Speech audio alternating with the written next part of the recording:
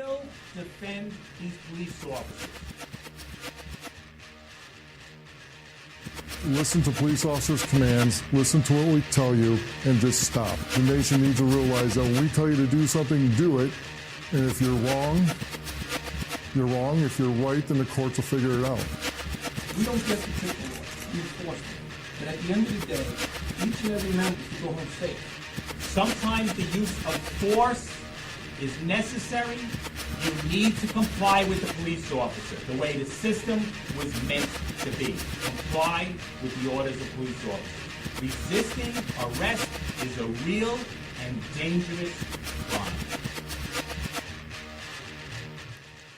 Nonpartisan Liberty for All. I'm your host, Dave Bourne, and it is May 24th, 2016, and I'm coming to you live from Las Vegas, Nevada, with show number 300. I never actually give the numbers of the show, and I kind of think that's corny and stupid when people do that, when they announce the show and they give the number of the show. I just think it's totally unprofessional.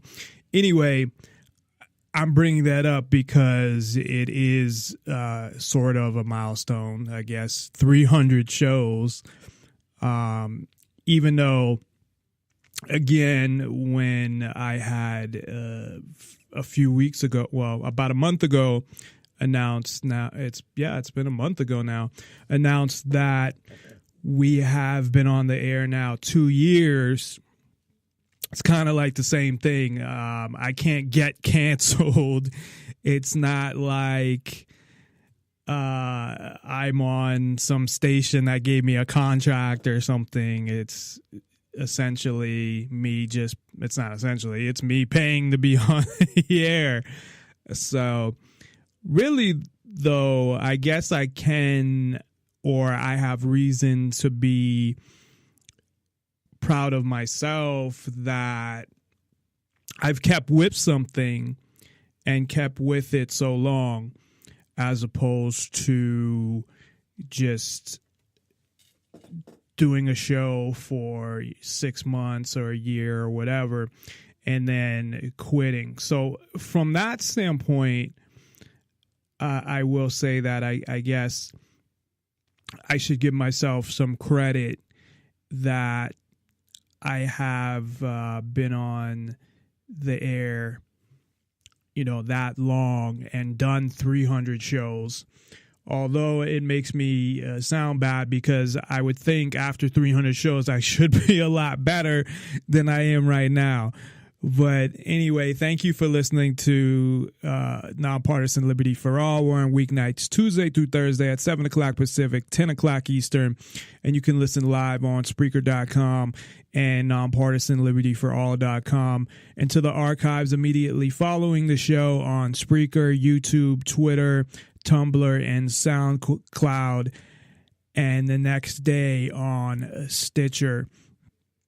On Nonpartisan Liberty for All, we promote the ideas of true freedom and liberty and self-ownership, meaning being able to do whatever you want as long as you respect the freedom of others and don't directly interfere with their freedom, exposing government for what it is, a mafia based on extortion that rules without consent, by threat of force and violence. And even though we are very controversial, or considered controversial, on this show, we do take calls and are happy to hear from you, although we don't get many.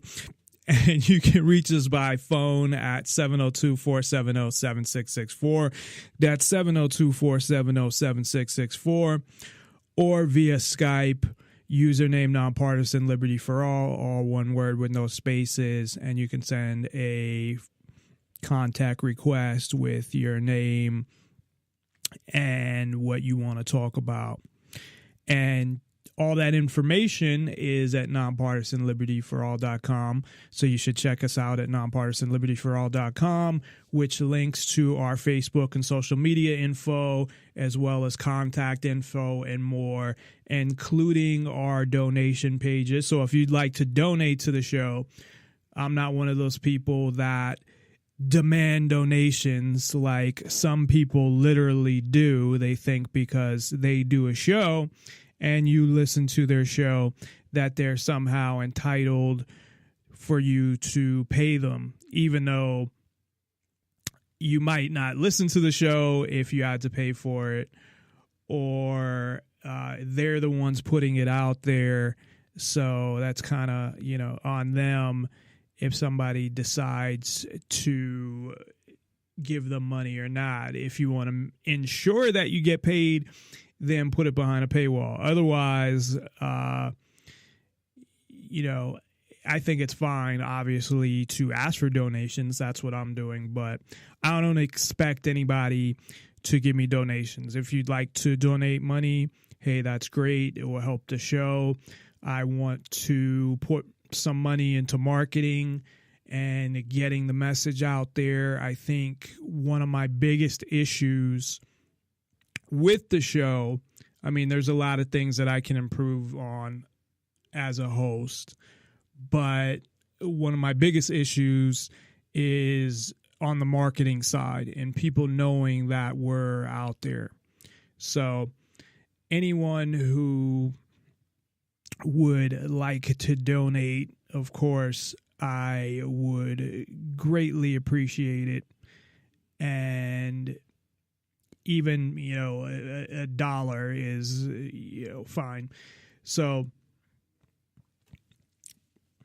sorry about that. Guess something caught in my throat. So you can donate at nonpartisanlibertyforall.com.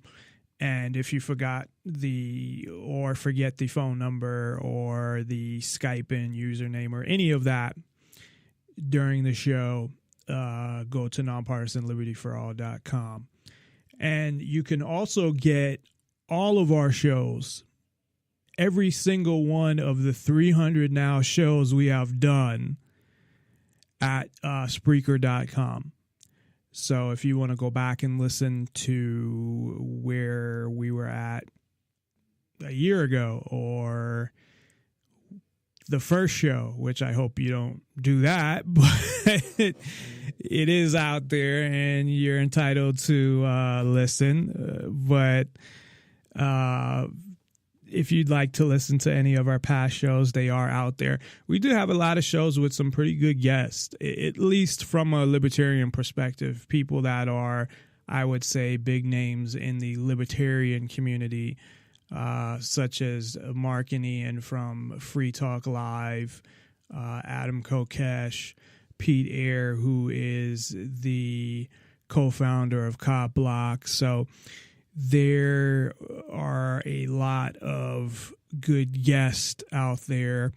And what I thought were some pretty good interviews, not necessarily from my part, but where good in the sense that a lot of information came out about whoever the person we were interviewing was. So a lot of interesting information there. So today we are going to talk again about the drug war, but more specifically because I still cannot get past what I see going on with this propaganda, but more specifically opiates and heroin and this whole fucking bullshit. We talked a little about it when I did a show on Prince. So I did a show, it might have been about a month ago now. It was maybe a week after Prince died, unfortunately. And not unfortunately that I did the show, unfortunately that Prince had died. I was a Prince fan, or I am still a Prince fan, and I grew up with Prince, and especially the Purple Rain album. I remember in the movie as well, because I used to play it a lot on cable at the time when I was a kid. And that, and also the Batman soundtrack, I remember when I was a kid, I used to listen to that a lot. I still have the tape Yes, back then we had tapes, and I have over, 400 and something tapes from the time I was about, when did I start really? I started really buying tapes probably when I was in 8th grade. So all the way from then until I was about 22, I was buying tapes. And then I had finally gotten a car with a CD player, and then I switched over to CDs. And then from there, of course, to MP3s. And that's, of course, what I use now. Occasionally, I'll get CDs from the library and perhaps copy them or not. And occasionally, if it's something that can't be found, if it's a CD that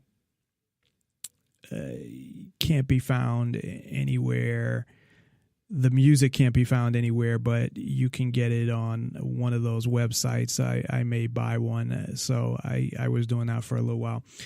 But anyway, one of the things that we focused on during the show on Prince was heroin and opiates, or opioids, that whole family of opioids, which comes from the poppy plants, and how that ended up becoming illegal, and that whole process leading to the crackdown on prescription painkillers and people using those. And we didn't really get so much into heroin, but that came up as well. So tonight I want to focus more on that, but not from the perspective of a specific person and what they went through, and more from the perspective of how ridiculous what is going on right now with this ignorant propaganda. And not only that, but how they handle the situation. Now, this applies to all drugs. I happen to pick heroin and painkillers because it is something that they're saying is a huge issue right now in a lot of states, but it has come up in New Hampshire and Western Mass, especially, among other places. And I had watched this kind of documentary series. I think it was originally on either the History Channel or National Geographic, one of those channels that they were playing on Netflix. And half of the shows are really about heroin or opioids, but they're just in different parts of the country. And then they have shows on other types of drugs as well, like crystal meth and even cannabis and cocaine. So I started watching those shows, and really the propaganda that they present and how they're showing it totally from a point of view of somebody who would look at drugs as totally evil, that things that should be illegal, and they take it to a whole nother level, never recognizing any of the facts regarding what the alternatives would be and how society would be in the event that they were decriminalized or legal. Now, I want to define that for a second because I've heard different definitions of decriminalization. Today, I had listened on YouTube to a neurosurgeon I believe his name is Dr. Hart. I forgot his first name, but I have some information on him. Neurosurgeon Carl Hart. So, which he looks at things from a totally how drugs react on the brain and things like that. And he's a supporter of decriminalization. But he described decriminalization more as you would get a ticket and handle the distribution of drugs differently than the possession or using of drugs.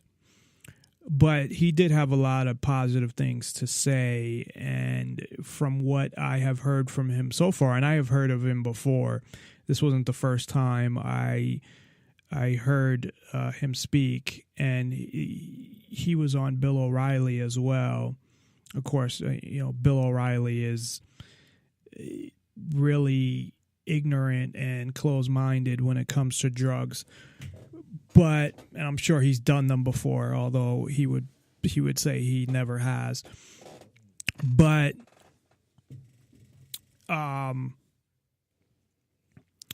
he talked about decriminalization as, again,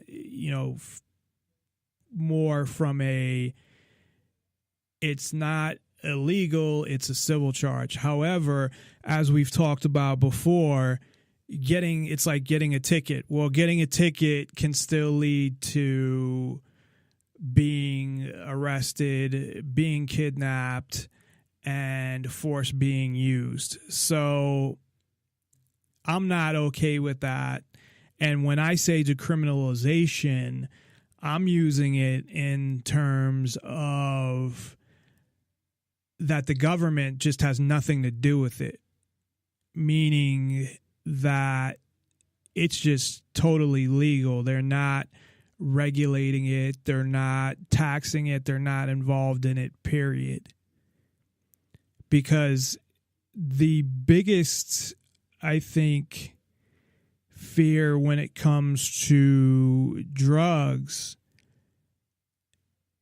and them legalizing them is the involvement of the government and how much they get involved. And you've seen this, or you may not have seen this because you might not be aware, but we've seen this with marijuana, especially for medical purposes, how they have databases and cards, and you can't even have guns, I believe, still in the state of Nevada. I'm not sure on that, but at one point you couldn't. They may have changed that. In other states, you can't. People have had their kids taken away for having medical marijuana cards. I mean, it's really ridiculous, the insanity of government, and yet it continues, is crazy. But to be clear, and I should probably stop using decriminalization. I've said before that I like Darryl Perry, who is actually going to be, I think it's Orlando this weekend, fighting for the nomination, not literally fighting, but trying to get the nomination of the Libertarian Party for president. So I wish him luck there in Orlando, and hope that he gets the nomination, because he's the only one, even though he's not expecting to win. And that was the whole point with him, where he was doing a Ron Paul kind of thing where he's trying to get his message out. And that's really what he's trying to do. He doesn't expect the Libertarian Party in general doesn't expect to win, never mind. They don't expect to get 5% of the vote, never mind win. But I know he doesn't expect to win the nomination, especially when he's not getting the fair coverage that Austin Peterson and John McAfee and the former governor of New Mexico are getting.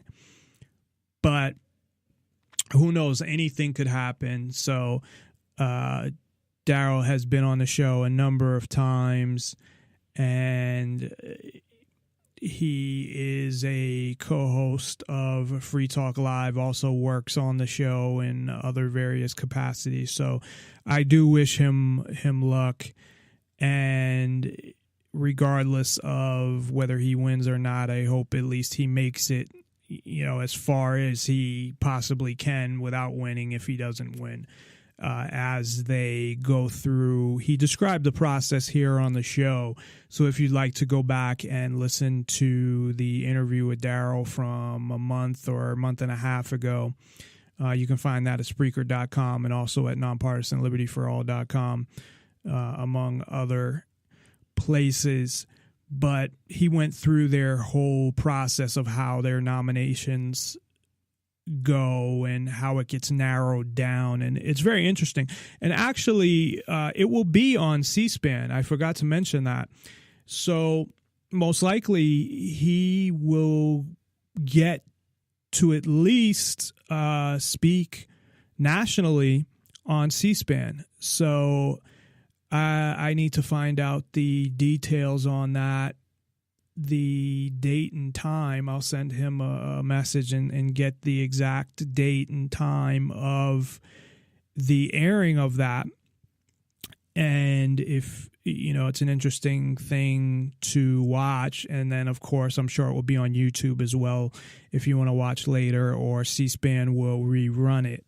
And speaking of, I guess, announcements, before I get back to talking about drugs and opioids, we have a very exciting announcement, at least to me it is, and this kind of brings us more in the direction that I want to go, even though I kind of took a step back for a while and focused on some other things in my life along with the show, but haven't been putting as much time as I'd like. But we have a new show joining us. It's more details to come. It should be in the next few weeks. Former co-host of Nonpartisan Liberty for All, along with former co-host of Free Talk Live, the ALP show, a number of shows that she has been on, the very talented Ellen Ball, will be coming back, but in a different capacity. She will be hosting her own show on the network. So I'm really excited about that. The specifics to come on that, as far as the exact date and time. Of course, it will be the same time each week. I believe that she's going to do a show every week, but I'm not 100% sure on that, but I'm pretty sure it's going to be a weekly show. And I'm really excited about it. Ellen is very talented. I think she did a great job when she was on before. She brought so much to Nonpartisan Liberty for All. I thought those were some of the best shows that I've done, is when she was on. And I thought we had a good back and forth, and we covered a lot of informative topics. So sure, that will continue as far as her contribution to her own show and her choice of topics and format and things that she does. So we'll bring you more specifics on that in the very near future, in the next week or so, maybe even by the end of this week.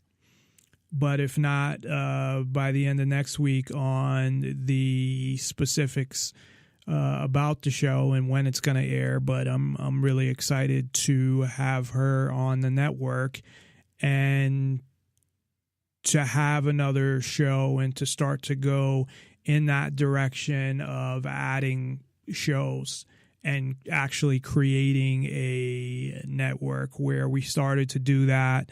Unfortunately, our first attempt not only didn't work out, it kind of crashed and burned there, and it was not a good experience.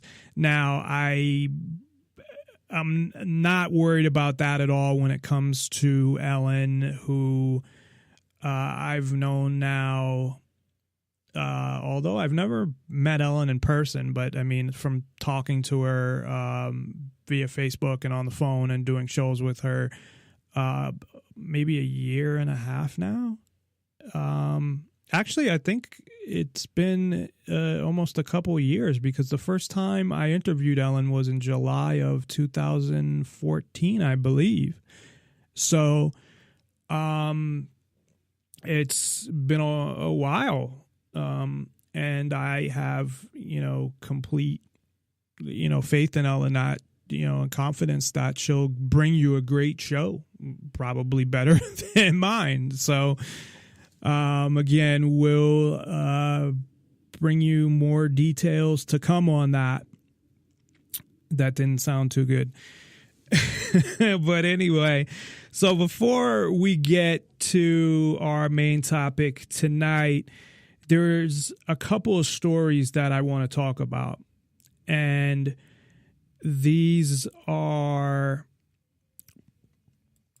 not really related to our main topic, but things that I came across that I wanted to mention.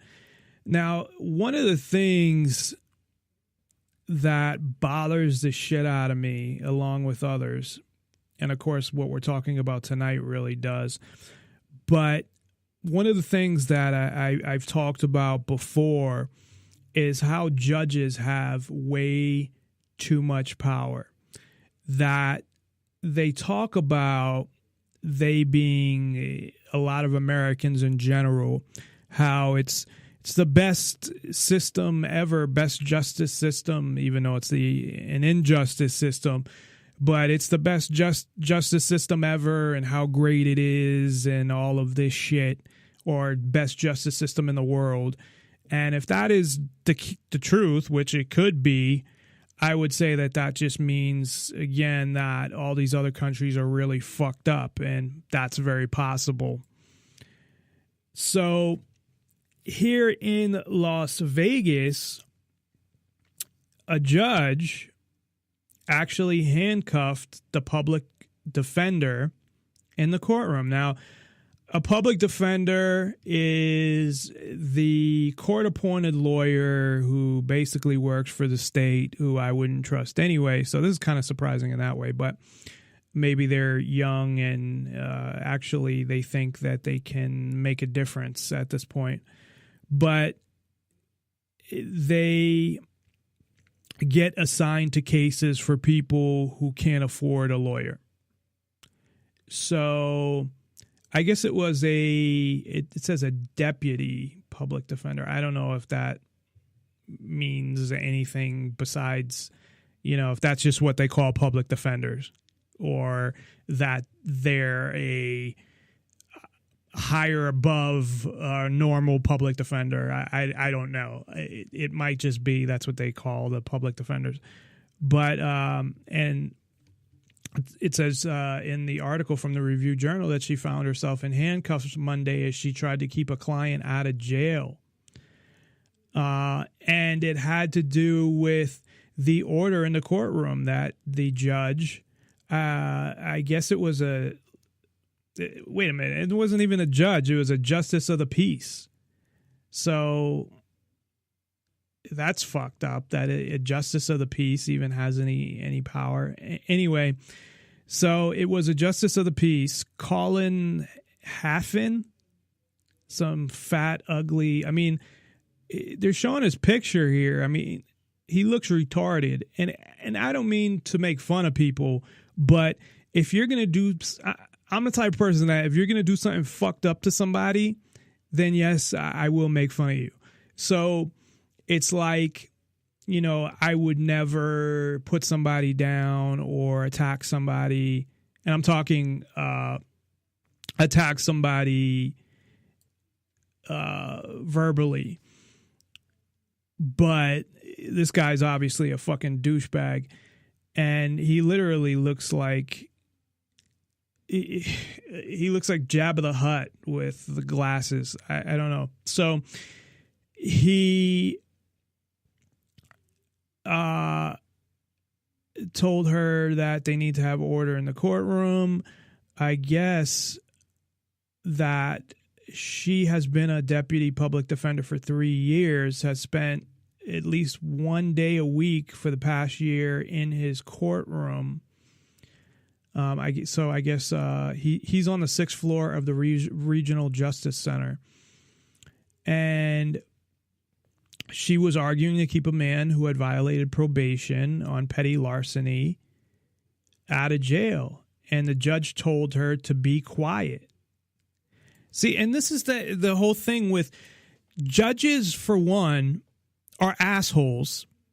They're assholes that the majority of, depending on the state and the level that you're at, usually the lower the level, the more or the higher the level, the more appointed judges, the lower the level, the more elected judges. But they just treat people with total disrespect. They act like they're the fucking king, and that's probably where it came, the king in his court. The whole courtroom is set up that way. The judge sits over everybody. You're supposed to stand when he leaves and comes into the courtroom, which is ridiculous. He wears a fucking robe like he's too good for pants. I don't know. And he tells her to be quiet. And she didn't. She spoke up. It says that she tried to interject, and he said, "You want to be found in contempt of court." This contempt of court, and people, a lot of people don't even know anything about it. It's, you can be found in contempt of court. Even Mark Schmitter, who was never in a judge's courtroom, got found in contempt of court for handing out jury nullification flyers in Florida and ended up serving 6 months in jail. And he was never in the judge's court. The judge issued certain instructions during the Casey Anthony case that you can't give out flyers to potential jurors and you can't do it in a certain location, which violates free speech. And Mark was nowhere nowhere near the court, but yeah, I guess he was near it, but he wasn't in the judge's courtroom to hear that. So I don't know how you can be held responsible for, I mean, that's insane to me that a judge can make rulings and you don't know what the fuck rulings they're making. Not rulings, but issue orders. And you don't know what orders they're issuing, and you can be held responsible for those. But this was actually in the court. But they can find you in contempt of court based on anything, just talking back. And I have some clips of people just talking back, and the judge sentencing them to one girl a year in jail because she talked back. Who the fuck do the judges think they are? That, oh, you can't talk back to me. I'm a judge. I got enough votes. That's really what it is. I got enough votes than the other person. So he said not another word. And I guess she turned to the marshal, or was it him? Let me make sure I'm following this right.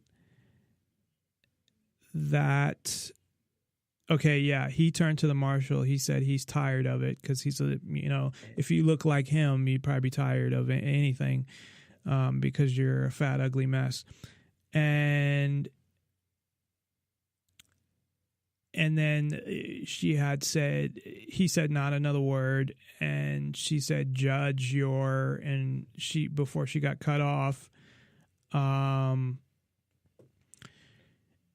he turned to the marshal and said he's tired of it, and she was handcuffed. And she sat in the jury box alongside inmates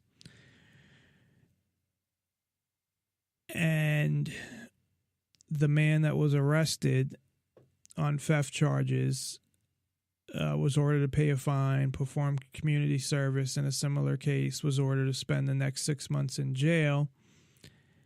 And then these fucking guys. Then I guess he ordered her uncuffed and said, I think she's learned her lesson. And the judge said in a phone interview that he has had difficulty with her for the past 6 months. And here's a quote from, I guess, the judge in the Las Vegas Review-Journal. There's been a progression of steps in the courtroom where I've tried to let her know it's not proper decorum for her to continue to talk over me or interrupt me after she's already made her argument. But see, this is where it's fucked up. So you think she's talking over you. So from that, you have the right to cuff her and find her in contempt of court. He could have sentenced her to time in jail if he wanted to. That's fucked up because you feel that she's talking over you. I mean, the rights that they give these fucking judges is ridiculous. And I guess they met behind closed doors. But, you know, regardless of the fact that she didn't go to jail, that she just got handcuffed and put, you know, with the rest of the people waiting, I guess, that had come from jail, doesn't make a difference. He's sitting there showing, look, I can do whatever I want, exercising his power, and it's just another example of this fucked up system that we live in. This is not a case of, and I'm not talking about this specific case, I'm talking about the government. This is not a case, may have been the wrong word to use, but this is not just an example of one thing that's wrong. I mean, there's so many things that are wrong within the system that it's beyond fixable. This is not a government that, you know, like I bring up all the time, oh, well, these people just say if they just followed the Constitution, got the right people in there, which I love how when they say that, people that say the right people in there, they've been saying that, you know, or they educate the people to vote the way they should, which they may not believe in the same things you believe in. People have been saying that over and over again. They say it every single fucking election. The problem is the system itself, the government itself. It is not, well, if we fix these couple things, it's the whole system is fucked. And it was fucked from the beginning. They, at the time, may have created the so-called best, you know, freest document. And I'm saying it's fucked on the side of freedom, that there's not enough freedom when it comes to government, that government has too much power in all aspects of government, including the judicial branch and all levels of courts. But they, at the time, and they may have thought the way they were expressing themselves in the Constitution or the way they were writing it, that it couldn't be misinterpreted. I don't know what the fuck they were thinking. Yes, they have all these writings that are out there. And, you know, they knew what was getting out there and what wasn't. And they knew what they wrote down and what they didn't. So who knows? And I mean that in the sense that, take Ben Franklin, for example, and I'm just using him. I just pulled his name out of, you know, wherever. It's not that I have something specific to say about Ben Franklin, but all his writings, he knew that, okay, these were the writings once he wrote something down and committed it to paper. And I think back then they were writing with dip the ink in the fucking feather pen, and that these would go down in history with the government and probably be used to interpret what he was thinking about certain aspects of the government, or why they did certain things, or used to interpret certain things within the government. And maybe they really were about freedom, and they just didn't go far enough and thought they did. And of course, for the time, I guess you got to look at where they were at the time of the Constitution and how compared to all these other governments. Well, yeah, it seemed pretty free, but that doesn't mean anything. Just because compared to this, it's like, the husband that beats his wife, but, then you have the husband that killed his wife, just because, well, he only beats his wife, so he's not as bad. He compared to he killed his wife, so my husband's pretty good, he only beats me. But compared to all these other governments, of course, it was took so many steps beyond that.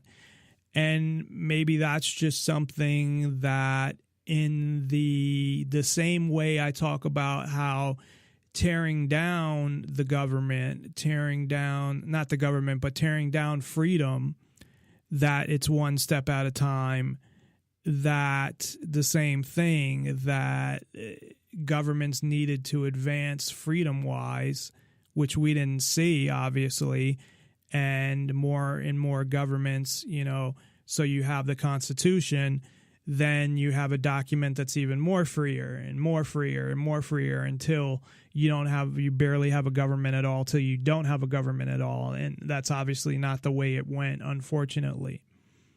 But it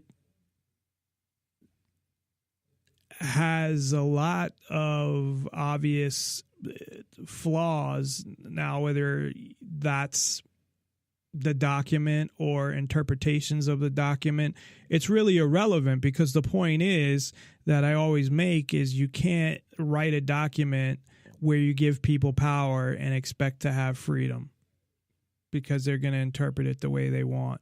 Now, whether they wanted the courts to be like this, where these judges have this power and the judges work for the government, I don't know. I don't know what the quote-unquote founding fathers, how they really saw a court going. And I don't know in the Constitution, and I'm not a constitutional scholar, obviously, but I'll have to look through the judicial branch, and I don't think there's anything, and that was more with the federal court system. So I guess they kind of just created that on their own.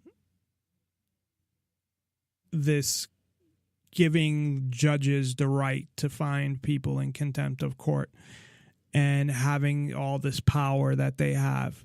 That would be something I'd have to look at the history of and go back and look at the history of the court system.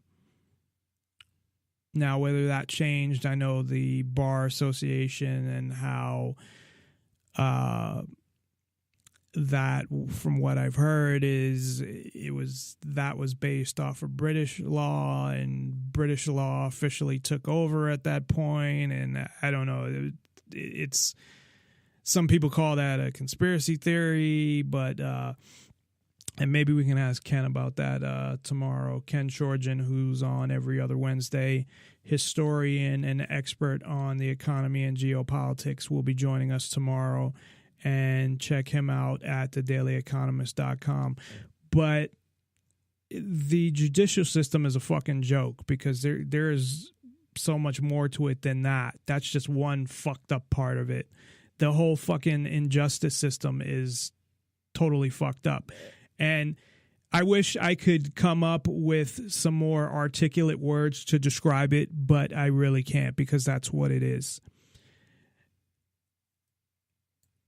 Of course, this week, the arresting officer of Freddie Gray, Edward Nero, it just doesn't fit there.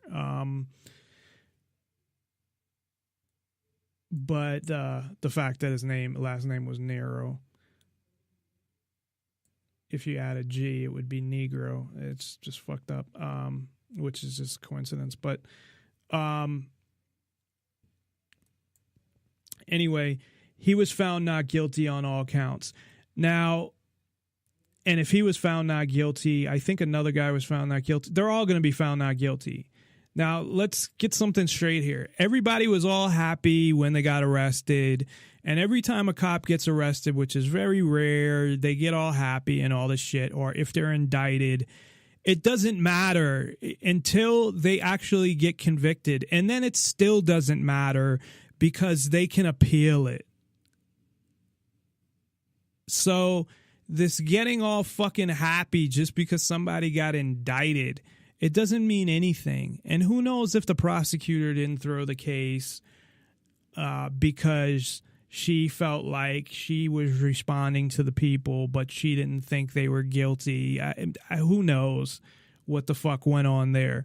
But the bottom line is, just because a cop gets indicted or a cop gets charged with a crime, when it comes to their job, the only time they get found guilty or plead out is, if a cop like off duty gets caught with drugs or something like that in another jurisdiction, or rape or something like that, something outside of while they're not working. When they're working, they're able to do whatever they want.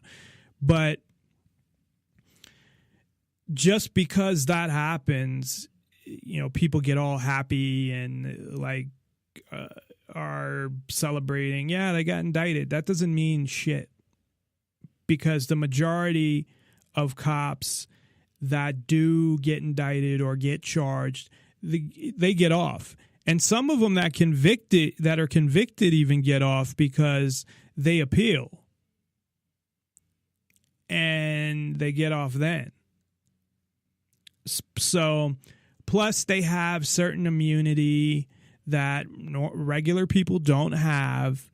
So it's bullshit. Nothing is going to change with the police.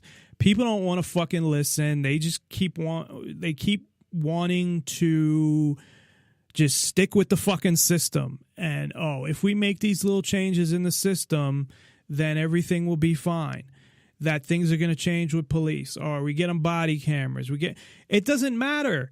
There's murders on camera, on cops' dash cams, that it's obvious. You could see there was the one where I had his sister on. I'm sorry, I can't think of his name right now. I know his first name was Jesus. But he was murdered on camera. It's obvious. You can go and see the fucking video. I posted it enough times on my Facebook page. And it's just a straight up murder. The cop is at least 10 to 15 feet away, and he waits about 5 seconds and just starts firing. And not only that, but the cop, for some reason, either thought that they would just bury the tape, or it doesn't matter if it's on camera, and he lied about it a bunch of times.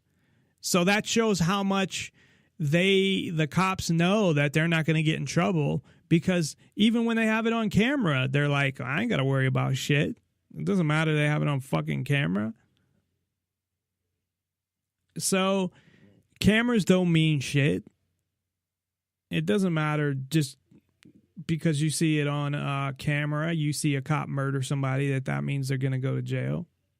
Or that means they're even going to be charged with a crime. This guy didn't get charged. He didn't get indicted. He got suspended for 4 days. He still sees the family. At least she had told me that. He's like, nothing's ever going to happen, and kind of like mocked them and not made fun of them would be the words, but I would say that it was his last name was Duenas, because I remember her name was Reina Duenas, who I had on the show, and she had told me how he essentially kind of mocked them, or kind of, you know, had that attitude like, well, nothing's gonna happen, you guys can't do anything, so whatever. Not any sympathy, not any nothing. You know, even if you're going to claim that you were in the right, he still could have said, well,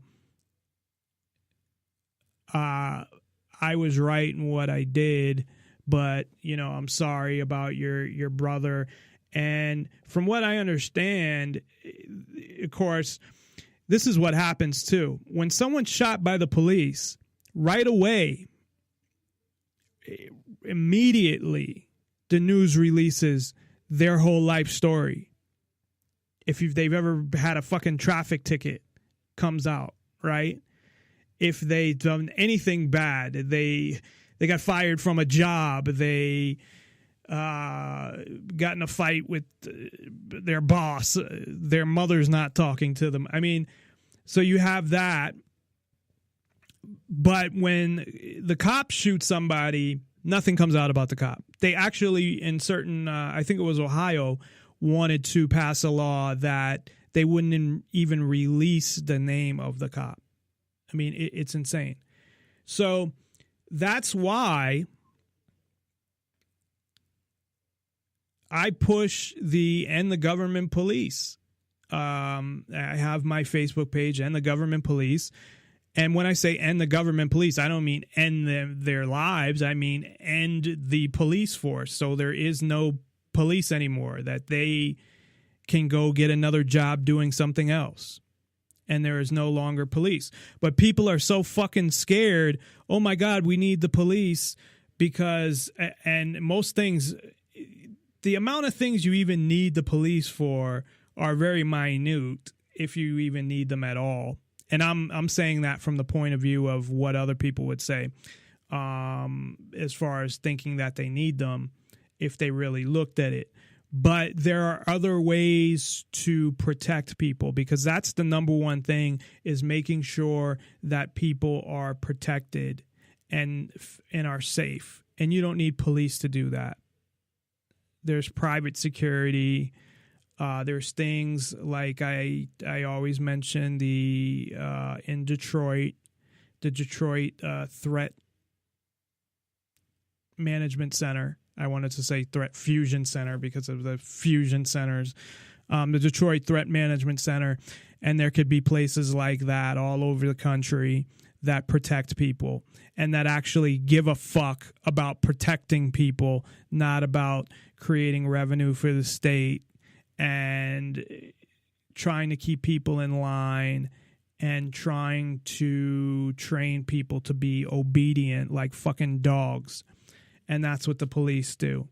So you're never going to see anything change until, and people think if they federalize the police, oh yeah, federalize the police and it will change, even though pretty much they're federalized already. It's just not official. That's where they get all their training and all their weapons from. But people are ignorant to think, they're ignorant enough to think that, oh, well, if you federalize the police, that will change everything. No, what it will do is it will give the government, and they've already done this pretty much, but it's just not technically official, but it will give the government an army internally within this country with a bunch of tanks and automatic weapons and all of these things, which it already essentially has done. So the federal government are the ones who trained them to do what they do in the first place, but then it's, oh, well, let's turn to them. People are so fucking brainwashed and so fucking ignorant sometimes that it's, oh, well, the government, created this problem in the first place, but who did they run to immediately? Oh, the government, because the government has a monopoly on everything, and people feel like, well, where did they go?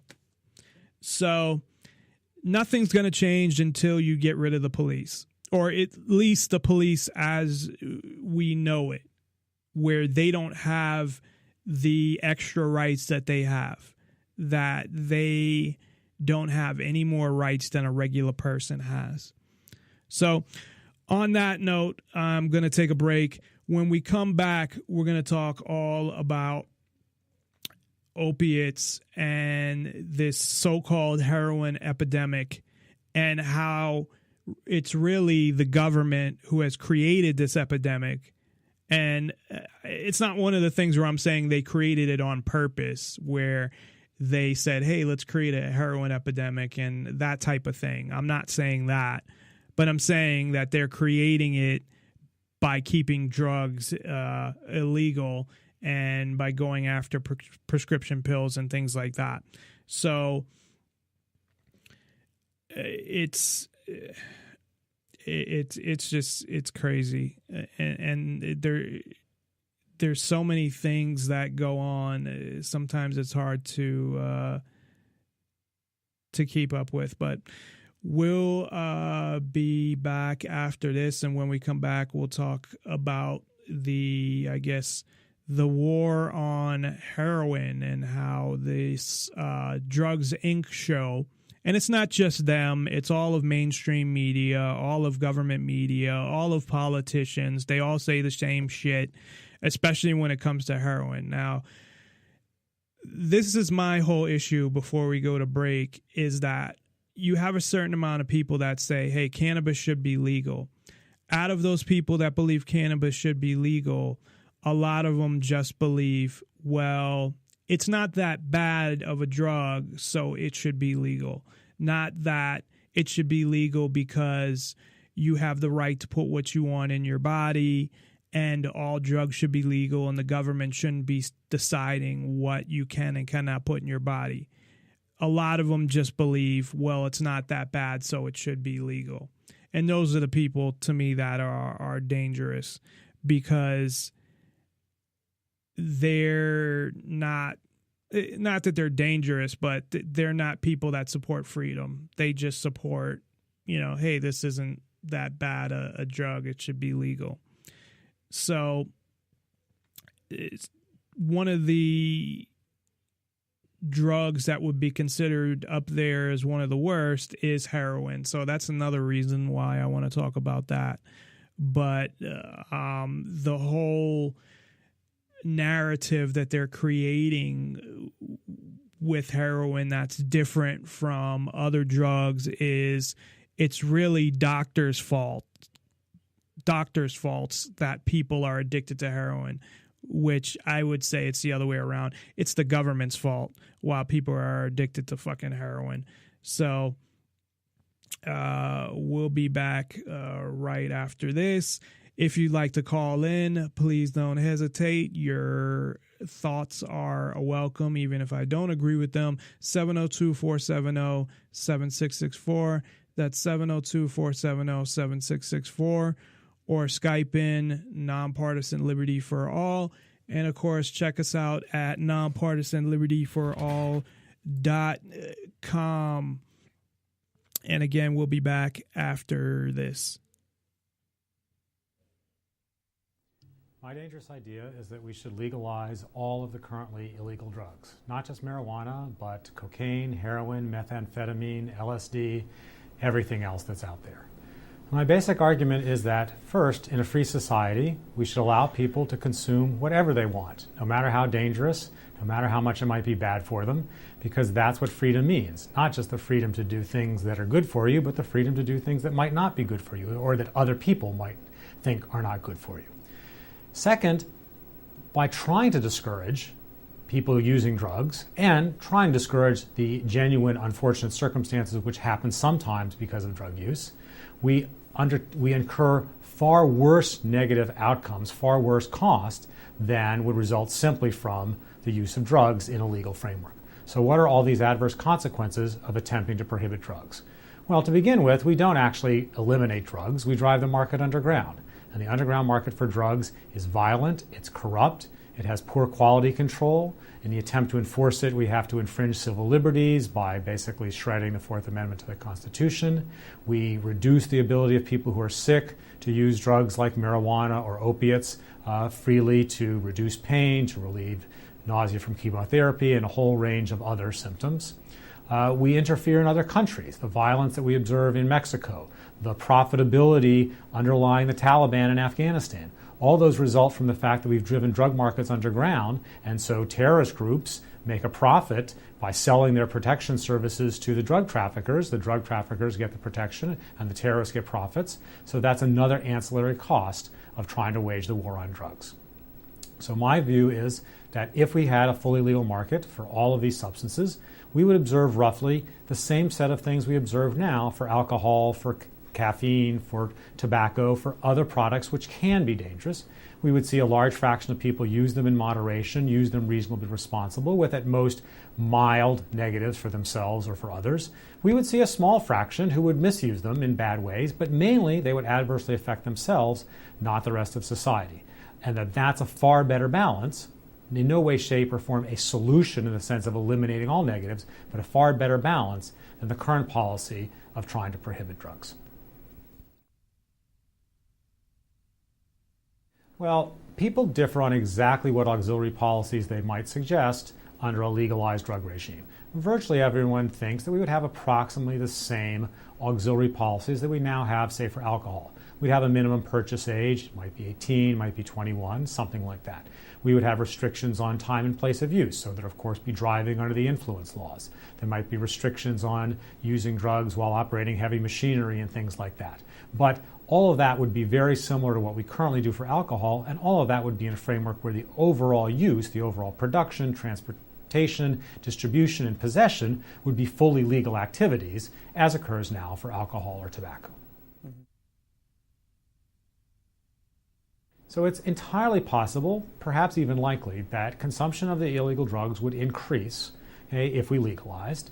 The evidence doesn't suggest a very big increase. Indeed, some aspects of the evidence don't suggest much increase at all. The Netherlands have roughly a legal regime for marijuana, not fully technically legal, but a far less restrictive regime in the United States. Their use rates are actually below those in the United States.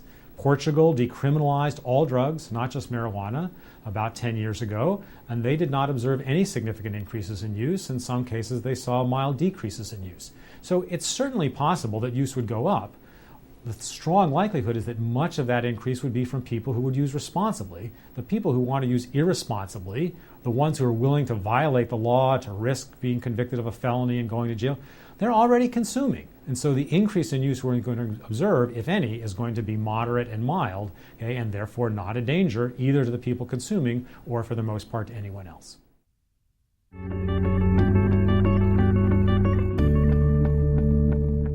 In the United States, nearly 30,000 deaths a year can be attributed to the abuse of heroin and prescription painkillers, opioids like OxyContin, Vicodin, Percocet, and methadone. This epidemic, in part, was due to the surge in prescriptions being written over the last 2 decades. However, a new analysis reveals that for each of the last 3 years, prescriptions being written for opioids declined. To discuss the implications of this, I'm joined from Washington, D.C. by Sabrina Tavernise of the New York Times. Sabrina, you've been reporting about this and writing about this for the Times. What has contributed to this decline? So, first of all, I mean, it's surprising that there even is a decline, considering the fact that there had been so many, it had been rising for so long, for so many years. There are a number of factors that are going into driving it.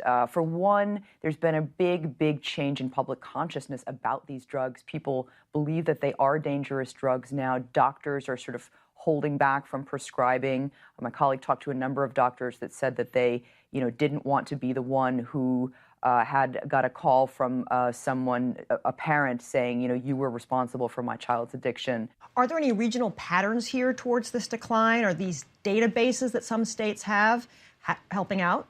Something called the prescription drug database sort of tracking systems. Most states have those now. In a number of states, doctors are required to check them to make sure that patients aren't also getting an opioid prescription from a different doctor. So that has helped bring prescriptions down. For many, many years, actually, the pharmaceutical companies were arguing that the reason why that the epidemic was raging was because there were a few bad doctors going from state to state, kind of, giving out prescriptions like they were candy. But essentially, the prescriptions had risen so much. I mean, it had gotten up to sort of 250, 260 million prescriptions a year, and that's enough for every American adult to have a bottle of opioid pills. Basically, the experts came to the conclusion that this was a habit and culture that had formed in the medical society more broadly, and not just one or two, a handful of people. Sabrina, has the decline in prescriptions translated to a decline in deaths due to opioids? So far, no. The deaths have still been rising. The latest year we have is 2014, and that's about a bit more than 28,000 opioid deaths. About 18,000 are prescription, and 10,000 are heroin and other illegal drugs. And overprescribing had been very closely associated with the rise in deaths and the rise in overdoses. And the hope is that the decline in prescribing is sort of a harbinger or a signal that the life cycle of this epidemic may be on the downslope now. Sabrina Tavernise from the New York Times, thanks so much. Thank you very much. Although California is a blue state, it's been very difficult to legalize marijuana for recreational use. However, since the election's coming up, there has been a big push considering the fact that 60% of people living in California are in favor of legalizing marijuana for recreational use. Well, it turns out that police and prison guards are fighting aggressively against it, and they're working with their unions in order to fund politicians and also advertisements to defeat the ballot initiative. Now, according to reports, huge government grants and asset forfeiture or asset seizure windfalls benefit police departments, while the constant supply of prisoners keep the prison business booming. This is what's known as the marijuana industrial complex, prison industrial complex. A lot of it has to do with the prohibition of marijuana and ensuring that certain agencies make money off that prohibition. So other donors include the California Teamsters Union and the California Hospital Association, as well as SAM Action, an anti-marijuana advocacy group co-founded by former Representative Patrick Kennedy, who's a Democrat, by the way, and former George W. Bush speechwriter David Frum. Why is David Frum in this mess? Who knows? Look, probably they had to deal with addiction issues. I think Kennedy did. Frum, I don't know, I'm overly speculating, but maybe somebody in his family. I don't know why. But just because somebody had addiction issues, as I believe Kennedy did, doesn't mean that we're all going to have addiction issues, right? Yeah. Just because somebody's an alcoholic doesn't mean we should ban Budweiser. That's right. I mean, a lot of people are addicted to alcohol and other substances that are completely legal, like, I don't know, tobacco. And by the way, why is alcohol called Budweiser when that should obviously be pot? I wonder if there's a strain called Budweiser or something, like a play off that. I'm sure there is. But anyway, from 2002 to 2012, California agencies reaped a whopping $181.4 million for marijuana-related asset seizures. As the Wall Street Journal reported in 2014, pot legalization in Washington state led to asset forfeiture proceeds to go up in smoke. Now, we've talked about this a lot on the Young Turks, but for anyone who missed that story, basically what happens with asset forfeiture or asset seizure is a cop can just say that someone looks suspicious. This individual might look like he or she is trafficking marijuana. And what they'll do is they'll collect cash or property in an effort to investigate it. That's the seizure process. and then they get to keep that money for themselves. In a lot of cases, individuals never even get that money back, even if there's absolutely no proof that they were trafficking the drug. So for instance, if you're at the airport and you happen to travel with a large amount of cash because that's just how you want to, spend money, well, if they search you and they find that cash, a cop can say that there's probable cause for drug trafficking and just seize that money. And then they keep it within the police department, and that's honestly a regressive taxation, because they need to make up the money that they lose from not taxing wealthy individuals in that state. And by the way, over 90% of the time, you don't get the property back that they seized. Amazing. Just a scam. It's official theft. It's incredible. And they don't want it to stop. They're like, well, we had a good racket. It's a big cash cow. Yeah, Yeah. absolutely. And look, it just makes me so upset, especially when you consider the fact that there are so many states, 4 states at least, that have legalized marijuana for recreational use. Colorado has done some pretty incredible things with taxing the product and then moving forward and using it to fund education and things like that. But look, this type of lobbying has so many negative effects, especially for people who are nonviolent and happen to use marijuana. For instance, in 2008, the California Prison Union provided funds to help defeat Proposition 5, a measure to create prison diversion programs for nonviolent offenders with drug problems. Nonpartisan Liberty for All. Call in at 702-470-7664 or Skype in. Username Nonpartisan Liberty for All. Nonpartisan Liberty for All, and we are back. I wanted to play that last clip. I know they were talking about cannabis, but because they were talking about the police and prison guards lobbying against marijuana being legal, they do the same thing with all drugs. And then they say, we don't make the laws, we just enforce them. So, which is a bunch of bullshit, because they have obviously a big stake in what happens, especially with drugs, where with asset forfeiture, they get a percentage. So if they're doing something with the federal government, I think it's 80-20 is what I have heard, that they get 20% of the proceeds and the federal government gets 80%. But they get that as well. So it gives them an even bigger incentive to go after drugs. So of course they're gonna go and lobby for this shit. I wouldn't be surprised if they hired lobbyists at the same time, and I'm totally serious, with taxpayer money. But it's just a lot of this shit is just I don't get it.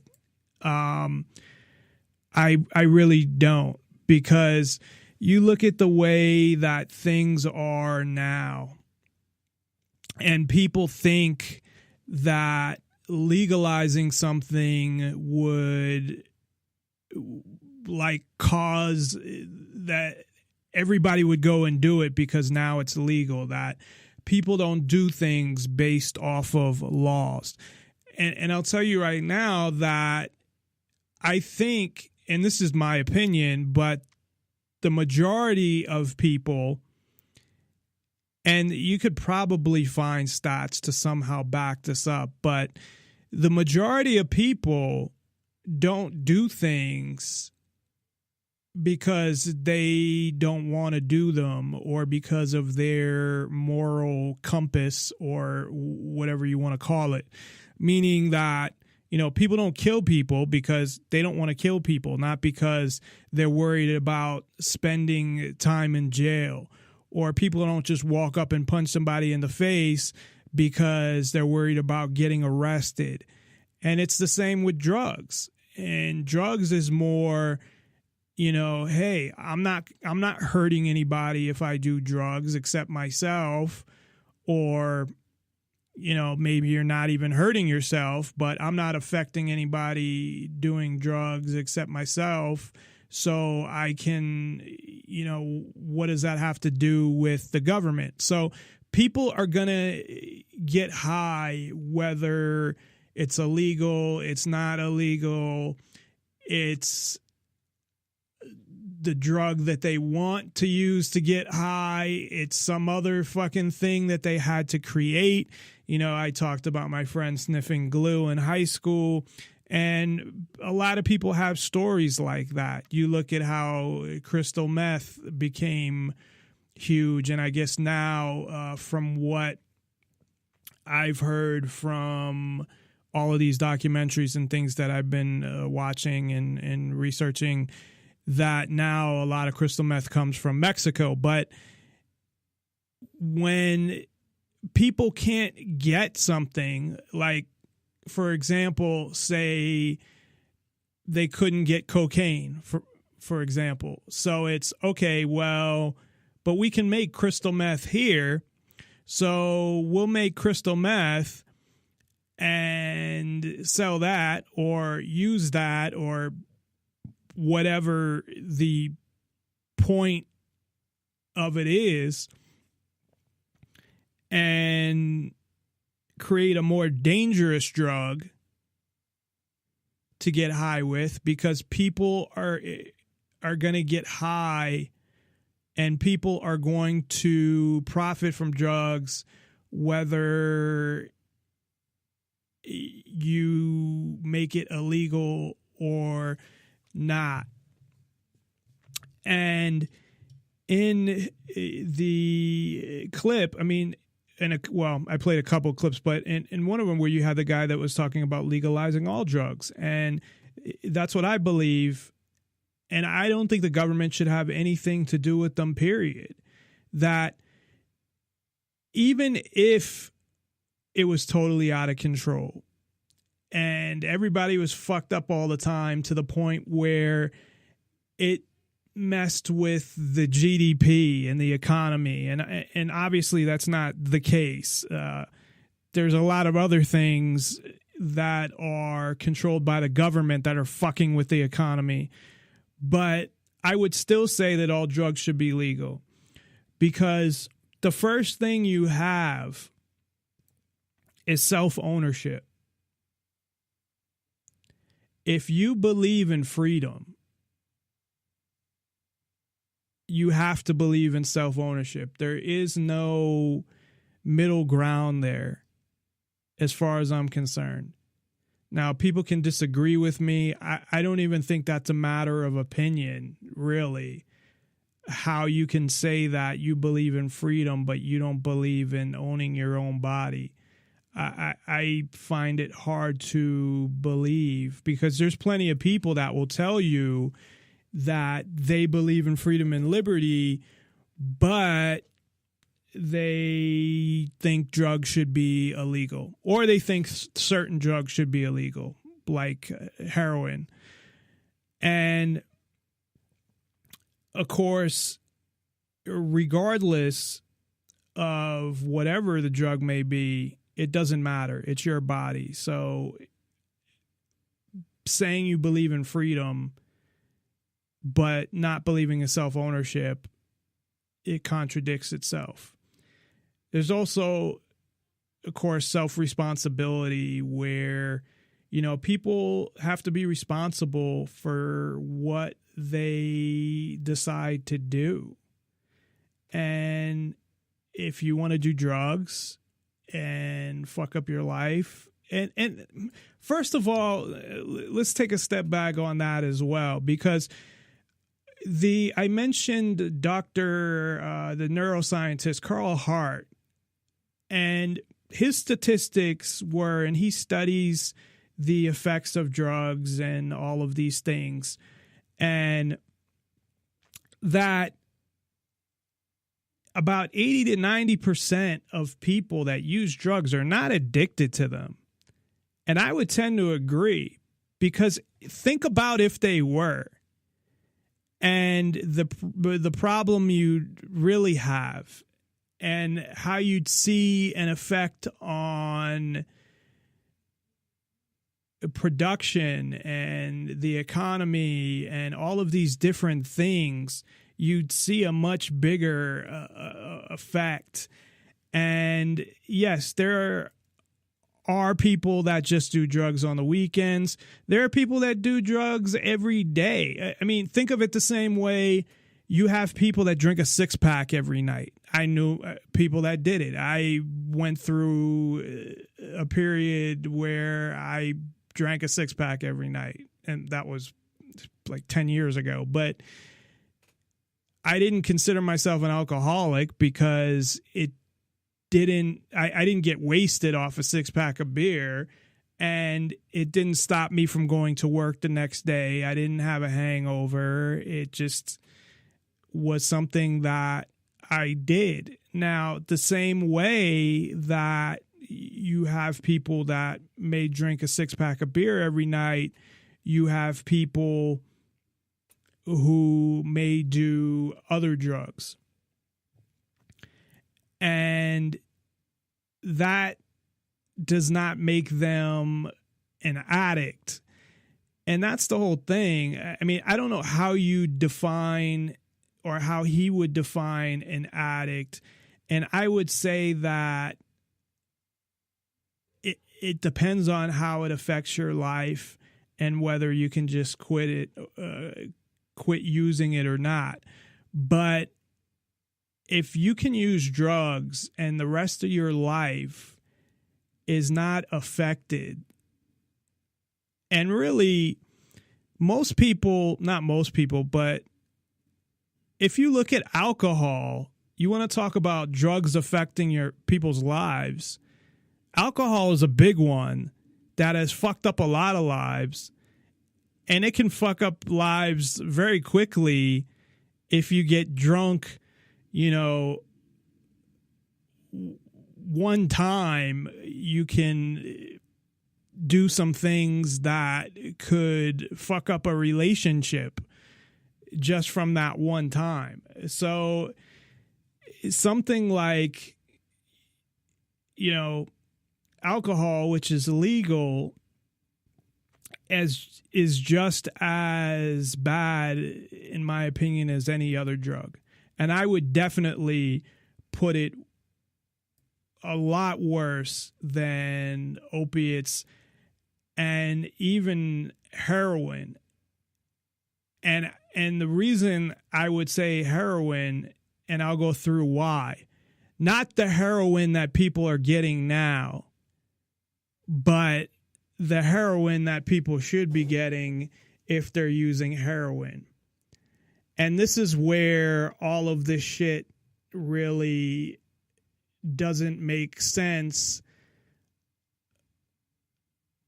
People wanting it to be illegal, because all they're doing by keeping drugs illegal are hurting people. So most of these documentaries, unless it's a totally independent on the internet type documentary that's created by people that believe in legalizing drugs and support freedom, are creating documentaries that push the propaganda of drugs are bad, the police are good, and we need to put these people away, get them off the streets. Even if there's any sympathy there, it's for the user, and the drug dealer's the bad guy. And they show the worst part. So they want to find the violent drug dealers that are sitting around with guns, that are sitting around, talking about, I'm going to defend my territory, and I'm going to do this, and I'm going to do that, and all of these things. So, the majority of people that are actually like that is not what you think it is. The majority of drug dealers, because there's not, this huge amount of drug cartels outside. You have what goes on in Mexico and other countries, but within the U.S., it's like there's not the crazy drug cartels that are killing people and doing all these things. I mean, most people are selling drugs, you know, just want to sell their drugs, get their money, and that's it. They don't want to be involved in violence. They know that, one, that's bad for business, but it's also something that they could end up getting hurt or killed, and obviously that's not a positive thing. Now, what they tend to do is focus on drug dealers in the ghetto, and that's a whole nother story and a whole nother issue, that even if you take the drugs away, you're still going to have people, different gangs that have beef with other gangs, and you're going to have a lot of that going on anyway. So the violence isn't just specific to the drugs, although you would decrease the violence if drugs were legal. So any drug-related violence. Now, I'm not saying it would eliminate it, because you'd still have, you know, people gangbanging and, you know, having beef with this gang and all of that shit.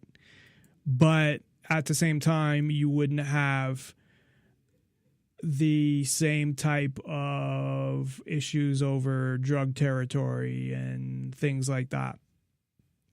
So the premise in most of these documentaries, at least in this Drug Inc., or shows, I guess I would say, but they're set up like documentaries where you have somebody following. It's almost like an episode of Cops, sort of, but it's that type of thing where they're, you know, following drug dealers, following the police around, and then everything else is editing it together to get the best entertaining episode that they can get. So here's kind of their narrative that they have created. And it's so frustrating because it's so out of whack and untrue in a lot of ways, and just not it's there to push going after drug dealers, to stop people from being able to get pain medication, to you know, cracking down on drug users, dealers, whatever. So it's people had an accident or had something happen to them where they needed painkillers. Now, as ridiculous as this sounds to me, and you know, I know for a fact in 2006 I had broken my ankle, and in this case it was a pretty bad break. I was in pain. They did, you know, ask me if I needed anything for pain. I said, yeah. So for about 4 months, I was on, what was I taking? I think it was Vicodin at the time. So after the 4 months was over, that was it. You know, I was done. And I think I was only taking like 2 a day at the most anyway. And, you know, yeah, I can see at the time, I could see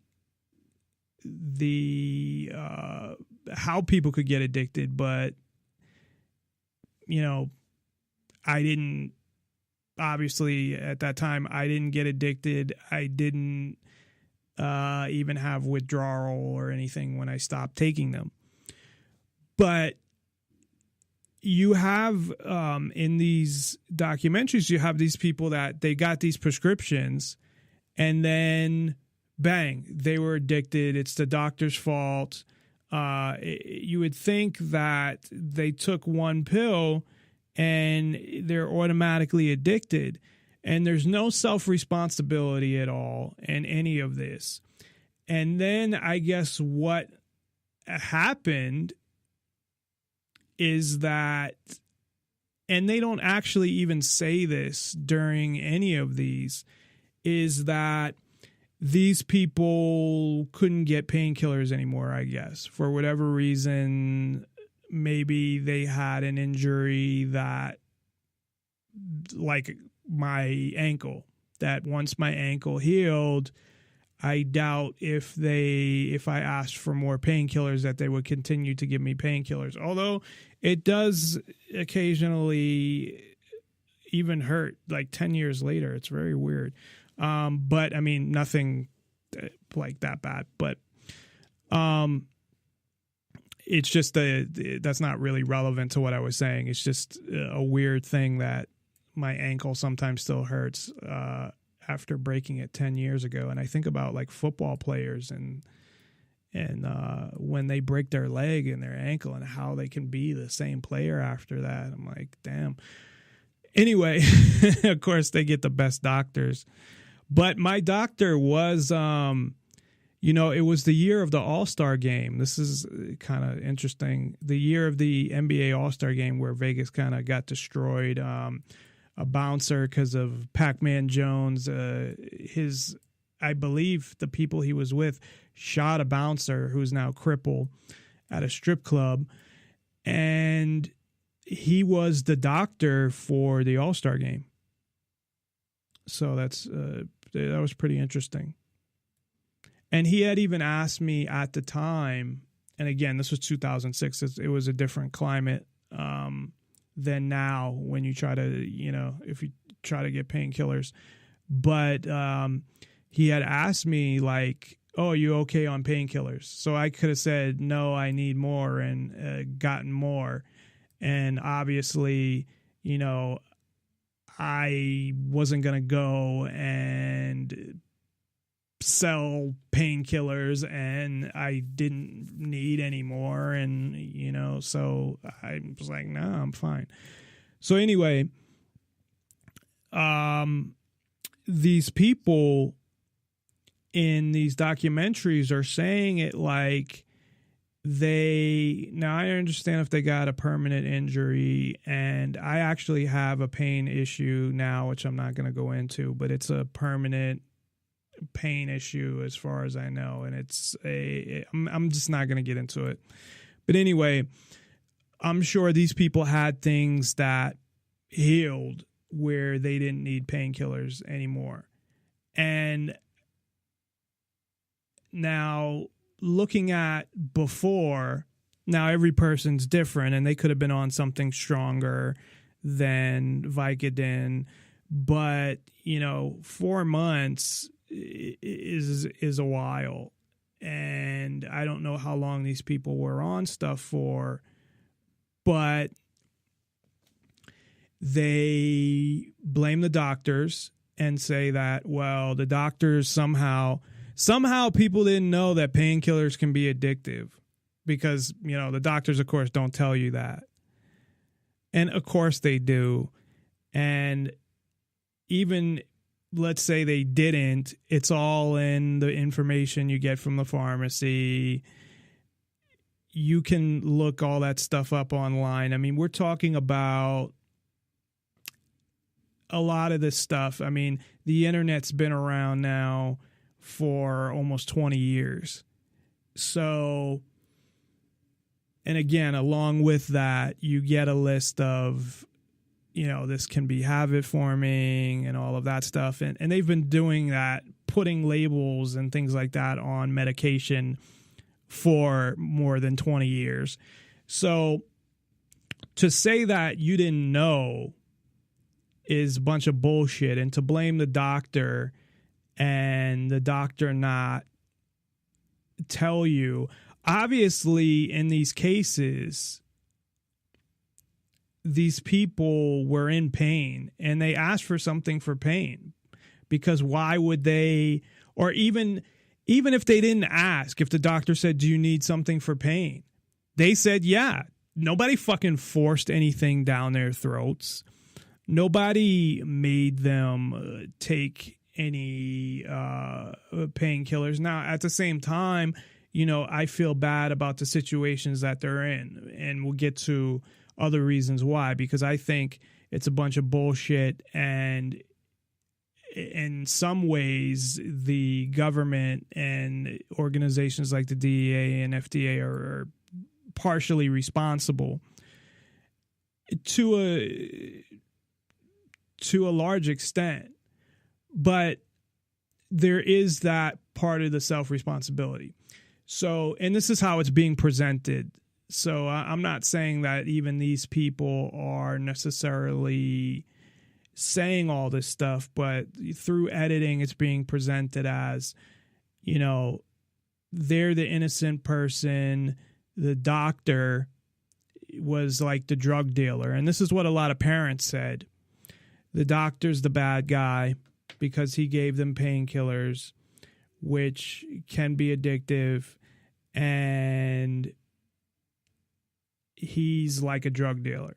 So that's their presentation of it. Then at some point, they couldn't get them anymore. Now, how long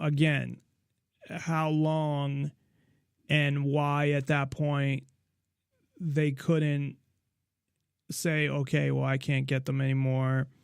My pain's gone, so I'm done. But what they ended up doing is going to heroin. So the premise that they're trying to present is because they got painkillers and the opiates they got from that, they went, or opioids. Heroin also has opioids. And from what I understand, it's cheaper to buy on the street than painkillers. I don't know. I don't know what heroin costs, and I don't know how much, you know, you'd need to get you high or whatever. I mean, they showed the bags and the videos, and oh, well, this will get you high for this long or whatever, but I'm not an expert on heroin. And I've never seen heroin, you know, besides like on TV. So supposedly they, because of the price and because they couldn't get painkillers anymore and they were still addicted and going through withdrawal, they got heroin. So I can understand that. My father was also addicted to Percocets growing up. I talked about this. And basically his whole life, going back to when he hurt his back in like 1984, and his back would go totally crooked. And so he would go through withdrawal a lot, like really bad withdrawal. I don't know how much he was taking.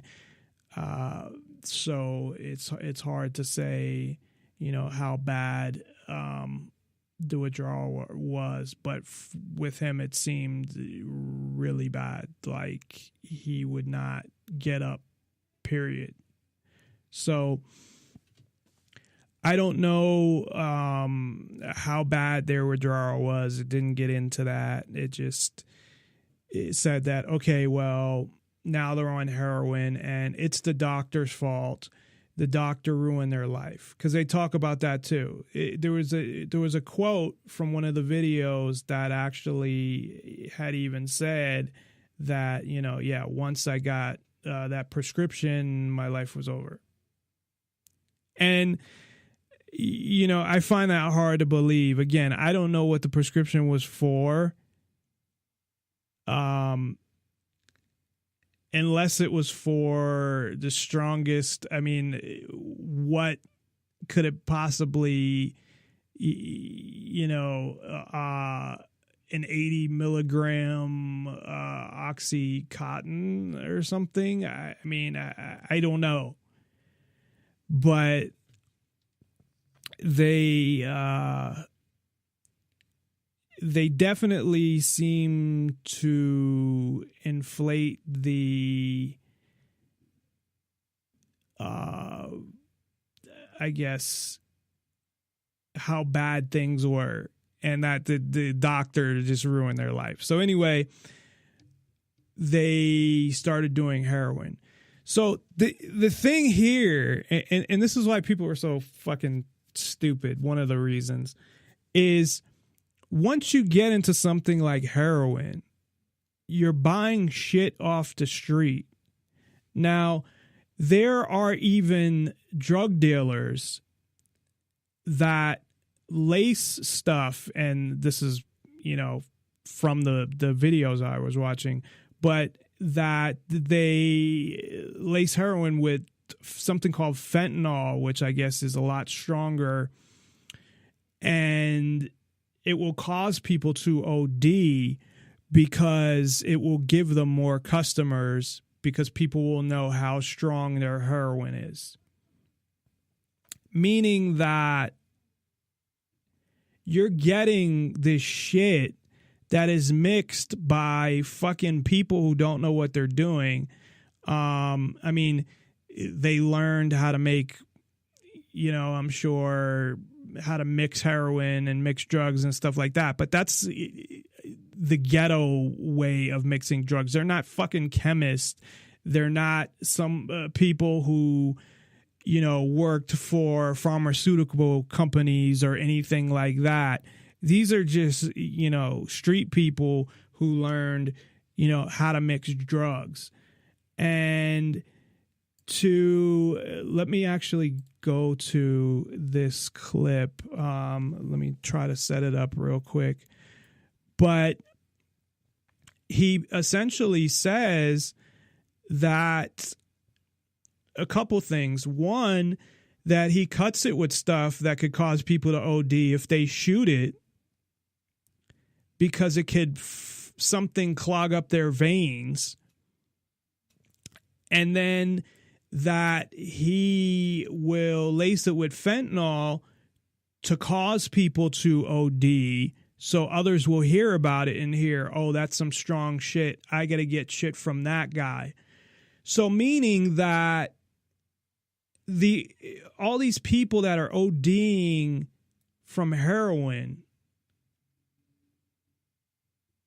they're getting stuff that, one, some of it people are setting it up so they will OD, and you're getting garbage. It doesn't matter how, I guess, good they mix all this shit. And I don't know about fucking, all I know about mixing heroin is what they showed on the video where, they take the stuff from the poppies and create some paste or something and whatever. But you're getting shit.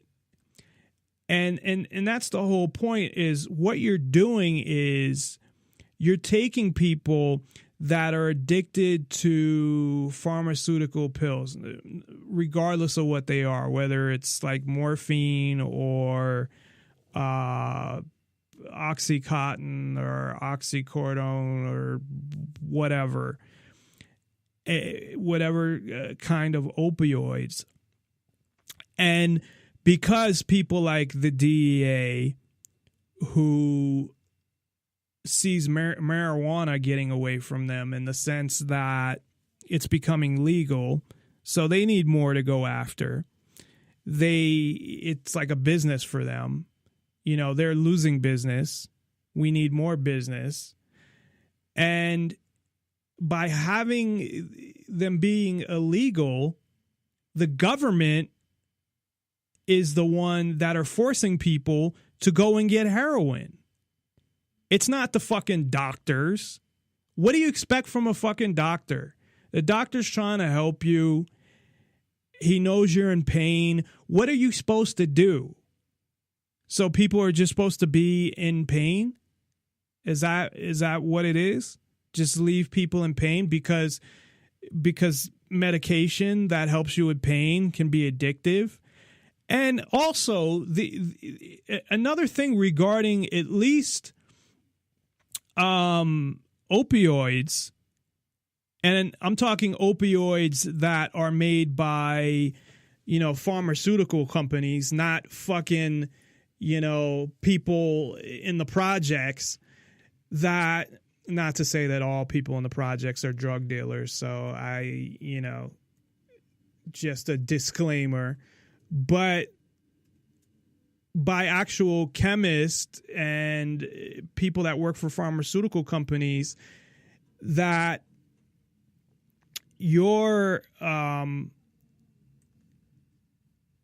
that these opiates that are made by them, at least, I guess I can't speak to the stronger ones, but I think they're pretty much all the same. It's just, well, this one is stronger. Like instead of a 10 milligram, it's like a 30 milligram or something like that. But I looked up what damage, and I talked about this when I was talking about Prince, because really Prince was self-medicating is all he was doing. And you know what? He was a private person. He was a rich, rock star, and everybody's going to be in his business. He doesn't want this stuff out there. And he self-medicated. They talked about him and the anxiety that he had and having stage fright and a lot of these things. And, he was self-medicating. And so what? If he wanted to do that, that's his right to do what he wants with his body. He did it for like 40 years before something happened. And we still don't know exactly what even happened anyway. But at the same time, it went that long that nothing happened. And no matter what, they're going to blame it on the drugs, and they're already doing it.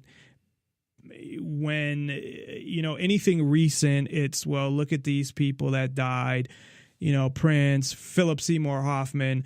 And they fail to mention, they're focusing on the opiates because with the opiates, they can go after painkillers. They fail to mention that Philip Seymour Hoffman also had cocaine in his system and other shit. And so did all these other people. What's his name? Heath Ledger also had other shit in his system. But they fail to mention that because they're focusing on the opiates. And here is, you could call this a conspiracy theory, but the pharmaceutical companies don't make money off fucking off painkillers. They've been around for so long. They don't have patents on them anymore.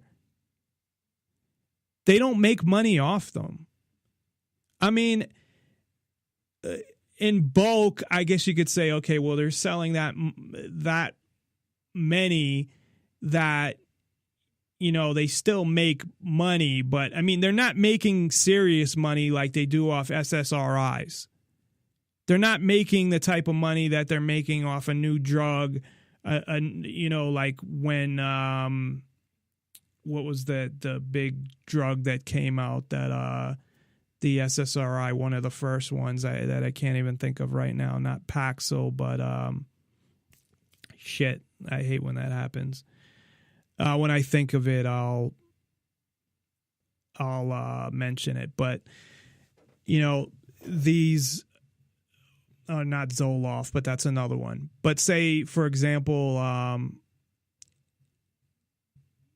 Prozac was the one I was thinking of. So like Prozac, when it first came out, and they have the patent on it, and they made plenty of money off of Prozac.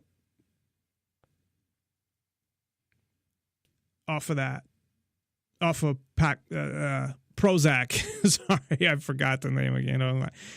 They made plenty of money off it. And you look at how much money they made off of Prozac, say, while they had a patent on it. I don't know if they still do, probably not. Compared to what they made off painkillers, I'm sure it's 100 times more. So my point being is that yes, they make money off it, but they're not making the kind of money that they want to direct people towards those type of drugs, because they make minimum is what I'm saying. So looking at it from that standpoint, because doctors are doing this too, and I know doctors are doing it because they're scared, but what about the fact that they're pushing SSRIs instead of painkillers, instead of anti-anxiety, Xanax and things like that? They'd rather you take SSRIs. And what's the reason? Well, because they have patents on it and they make a lot more money. So you could look at that as well. Plus, you need to take those for life. You need to take a pill every day, and it has to build up in your system, and it's forever. Painkillers, you could just take when you have pain. And if you have something that you only have pain for a little while and then you don't have it anymore, or you have pain occasionally, so you get painkillers, and then just when you have the pain, you take it. So essentially, this is not because that came into it as well. It's not and this was more parents trying to talk about this, that, it's pharmaceutical companies and they don't care.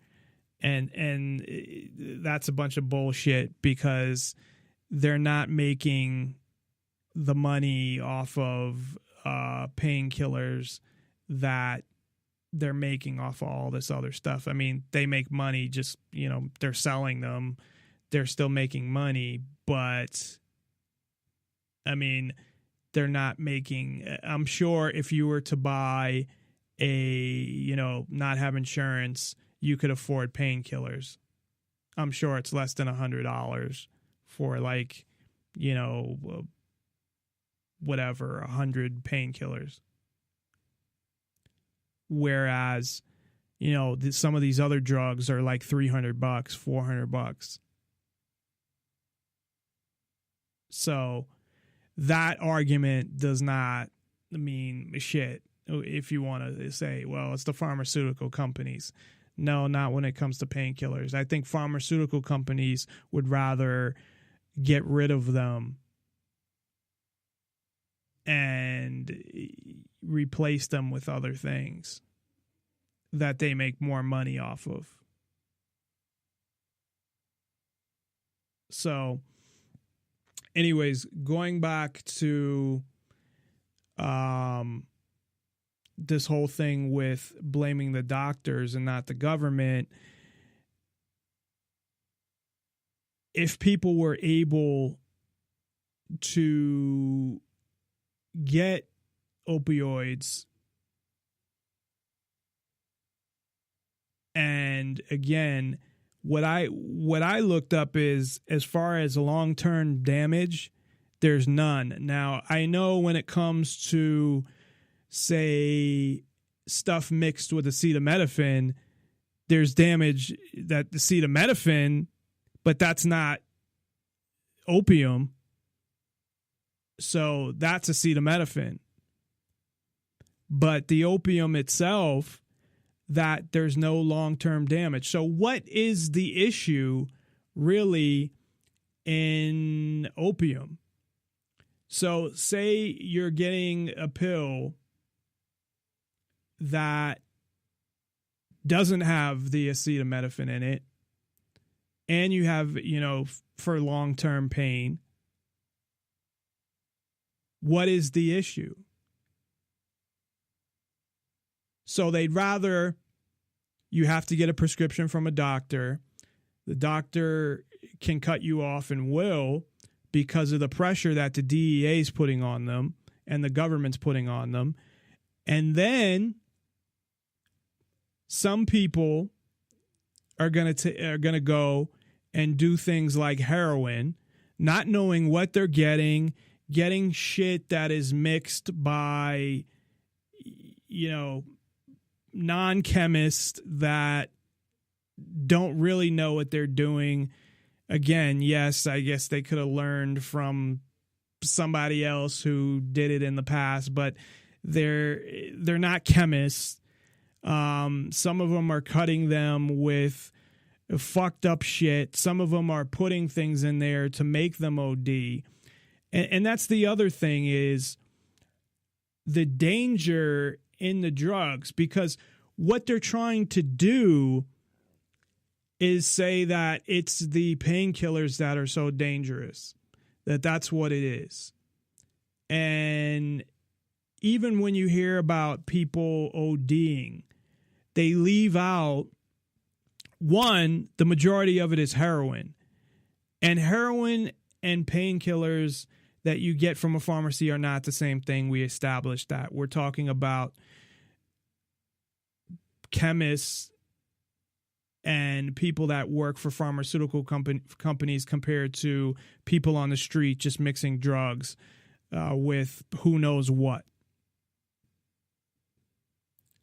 So the way they link it is they'll say, well, they started because they got painkillers and then that led them to heroin. But whose fault is that? The only thing I see, to be honest with you, in doing a lot of research in this as an issue with painkillers is the fact that they're controlled by doctors and the government and you can't get them. And that once you can't get them, that people are paying all this money for them if they can even get them. And if they can't, they're going to heroin. But if they were legal and affordable and people weren't being cut off, what issue would it even cause? And in all these videos I looked at, I didn't see anybody. Now, I'm not saying it didn't happen, but I didn't see anybody that OD'd from painkillers alone. And a lot of it at the same time is how many of these people that OD'd from painkillers alone weren't trying to kill themselves? And if you're ODing, you got to be at like a really high milligram level as well, I would think. But they don't talk about that, well, there could be a percentage of suicides. There could be, because they have an agenda, and the agenda is painkillers are bad. We need to get rid of them. Now, that may even go back to what I said earlier, is the pharmaceutical companies don't make that kind of money. So they have all these customers that are getting painkillers that could be getting something else that makes them so much more money, 100 times as much money. But because it's been around forever, and there you have, everybody makes them, all these generic pharmaceutical companies, that they don't make that kind of money off them. The big quote unquote big pharma doesn't make shit, actually, because if you think about it, it's mostly the smaller generics when it comes to those types of painkillers. So I'm going to play this clip here where I think I have it at the right point, or around the right point, where this drug dealer talks about getting somebody to OD. Things they go to, how many rehabs they go to, my customer for life. To corner the market on Staten Island, Scrub goes one deadly step further. I'll take a bag, 1 bag or 2 bags, and I'll take an eye drop and I drop 1 drop of fentanyl, liquid fentanyl in the bag. That'll make someone flip. It'll make them go to the hospital. Have someone OD on it. And that's the part. When someone ODs, the rest of the junkies hear about it, and they want that batch. They're like, that must be some good. So now everybody wants a terrible diesel. Someone OD'd on it.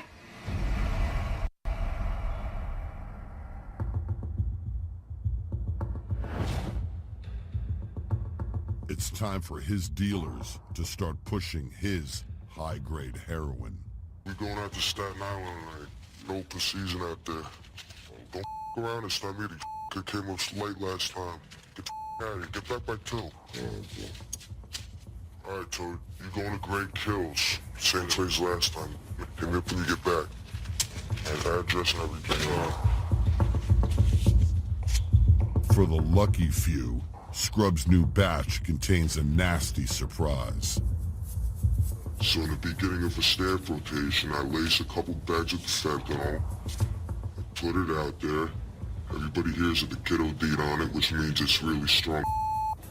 So everybody's looking for that stamp, and they know who to go to. They go to my guys. How does it make me feel? I don't really feel nothing for these people. You know, they're out there buying dope either way. It's either I'm making the money off it, or someone else is making the money off it. I'd rather it be me. How do they choose who gets a bag? It's really up to them. I don't give who they pick. A lot of times they'll pick somebody they don't like. They'll give it to a fat kid because he could probably take more. I don't really know, and I don't really care. As long as they get it out there, as long as somebody ODs on it, it makes money for me. Scrub's promotional tactic is an addict's worst nightmare. Mike is scored and is returning home. So essentially, I mean, the point I'm trying to make here is that they're looking at heroin and then using that to always go back and blame painkillers because, oh, well, they started off of painkillers.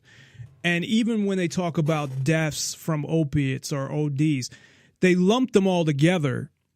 They'll say, well, this amount was from, heroin, but even the way they mention it, they'll just kind of slip it in there. But they usually will mention, well, there's this amount of deaths from opiates. So they like to lump them in together when you're talking about 2 totally different things. And the danger here is that you have people that are in fucking pain that need a medication to get through the day. And these people's lives, in some cases, depend on it. Because if they can't work because they're in too much pain, or they can't function and get through everyday tasks. So, not to mention that I believe all drugs should be legal anyway, but they're using this fucking garbage on the street, which, and as I just even played, that sometimes they're ODing because the drug dealers want them to OD. So you can't compare it. You can't lump in fucking heroin with painkillers and put them all together and say, well, this amount of people OD'd. Oh, painkillers are a serious problem here. It's not the painkillers that are the serious problem. It's the fucking heroin that's the serious problem. Because where is the heroin coming from? The heroin is coming from these people that are, again, throwing, you don't know what you're getting, and it goes through that too. In one of the episodes in Pittsburgh, there was a batch that was killing people because they didn't know what the fuck is in it. When you get prescription painkillers, you know that you're getting something safe. You know what you're getting. It's like buying, Tylenol at the store or something, as opposed to just getting some shit on the fucking street. And they have twisted this around so that the government is essentially not the ones that are being held accountable. They're not the ones that are being blamed. Doctors are being blamed. I would blame drug dealers to a point if they're doing what he was doing in the clip I just played, where they're actually putting stuff in to get people to OD. But really, it's self-responsibility of, going out and buying heroin as well. But really, it's the government to be blamed for it being illegal. And parents are so fucking stupid. They want to start these groups to just ban painkillers because they're blaming it on, you know what, it's painkillers. If my son didn't get hurt in this accident and he never got painkillers, then he'd be fine. Well, what about the fact that who knows in all of these incidences that people were injured, how much they were helped by getting painkillers through that time. And they don't know because they were on painkillers. If they weren't, what would they had to have gone through pain-wise during that time? And they don't know that. So I'm going to play a clip, take a quick break. We'll probably go till 10 tonight because this whole thing is really, in general, it really frustrates me, the fact that not all drugs are legal. Not all anything that you can ingest is legal, because self-ownership and the right to put what you want in your body is, a huge thing to me. And it's not about my own personal whatever. It's about freedom and people having the freedom to put what they want in their body. And you can see how arbitrary and hypocritical it is when things like alcohol and tobacco are legal and they kill way more people than even the shitty fucking heroin that people are getting on the street that's being, mixed by people that didn't even graduate from high school. Not that it means if you didn't graduate from high school that, what do you learn in high school these days anyway? But, that are all about the money. And of course, pharmaceutical companies are all about the money too. But they have the common sense to know that if somebody died from taking one of their prescriptions, that it doesn't look too good on them. So if that happens, it's not going to be because, they got a bad packet or something, or a bad batch or whatever they call it. It's going to be because somebody misused it. And that's the other thing. Before I go to break, let me mention this because I forgot about this, but just remembered that in one of these videos, that you have people that are totally misusing painkillers as well. And don't forget about that, where they're cooking them up and shooting them up and snorting them and doing all these things. How the fuck is that the doctor's fault? Or how is that the pharmaceutical company's fault if people are shooting and snorting and using these drugs in a way that they're not supposed to be used? That's not, again, there's self-responsibility here as well.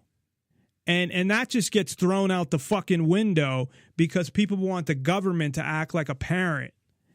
And, it's getting pretty fucking ridiculous when it comes to shit like that. So we'll be back after this. NonpartisanLibertyForAll.com. If you'd like to call in, 702-470-7664. That's 702-470-7664. Also, you can Skype in Send a contact request, Nonpartisan Liberty for all. It's all one word, your name and what you want to talk about. So we'll be right back after this, after I figure out where what I was going to play, where it went.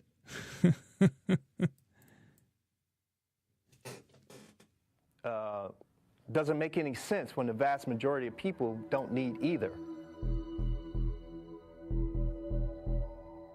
This book is a hybrid, if you will, memoir, science book, and policy. What I thought I'd do here today was... Right now, a public health crisis in Florida created by shutting down the state's pill mills. Patients with legitimate doctor prescriptions for pain medicine are now routinely turned away at pharmacies. They aren't drug addicts. They are regular people like you who are suffering from chronic pain, some even battling cancer, some are hospice patients. First Coast News started investigating this back in 2013, and since then, the problem has only gotten worse. Local doctors and pharmacists tell us it has become its own public health crisis and has even led some to commit suicide. This last time when I was told that they had to validate my medication, I was upset. You know, I go through this and it's unfair. And then tell me which ones you have a hard time. David Johnson is one of countless Floridians living with chronic pain. For the past decade, he's been battling an autoimmune disease that he says makes life without pain medication practically unbearable. Essentially, my body thinks I'm the foreign invader, and so it attacks my tissues every month. 2 of his prescriptions are controlled substances. Getting them filled has become a nightmare. The worst time I ever had, I had to go to 12 pharmacies in one day. On more than one occasion, he's gone through withdrawal. So who is to blame? That depends on who you ask. And that there is tremendous amount of finger pointing going back and forth. The DEA has maintained publicly that they do not restrict any of these substances. That Dr. Sanford Silverman says the problem started about 2 years ago. Legislation, he says, essentially put pill mills out of business, but also caused collateral damage. I think it's become a real public health crisis, and patients have died. Dr. Mark Rubenstein, a pain management physician, has testified on behalf of the DEA in pill mill cases. Now the pendulum has shifted the other way, where we're having a true access problem for patients who have legitimate medical needs. It's a conversation Jacksonville pharmacist Bill Napier, owner of Panama Pharmacy, says he has every day with patients. We had 2 patients I know of got tired of the battle and committed suicide. I know the DEA says they don't set any quotas. My wholesaler says they set quotas in response to DEA pressure.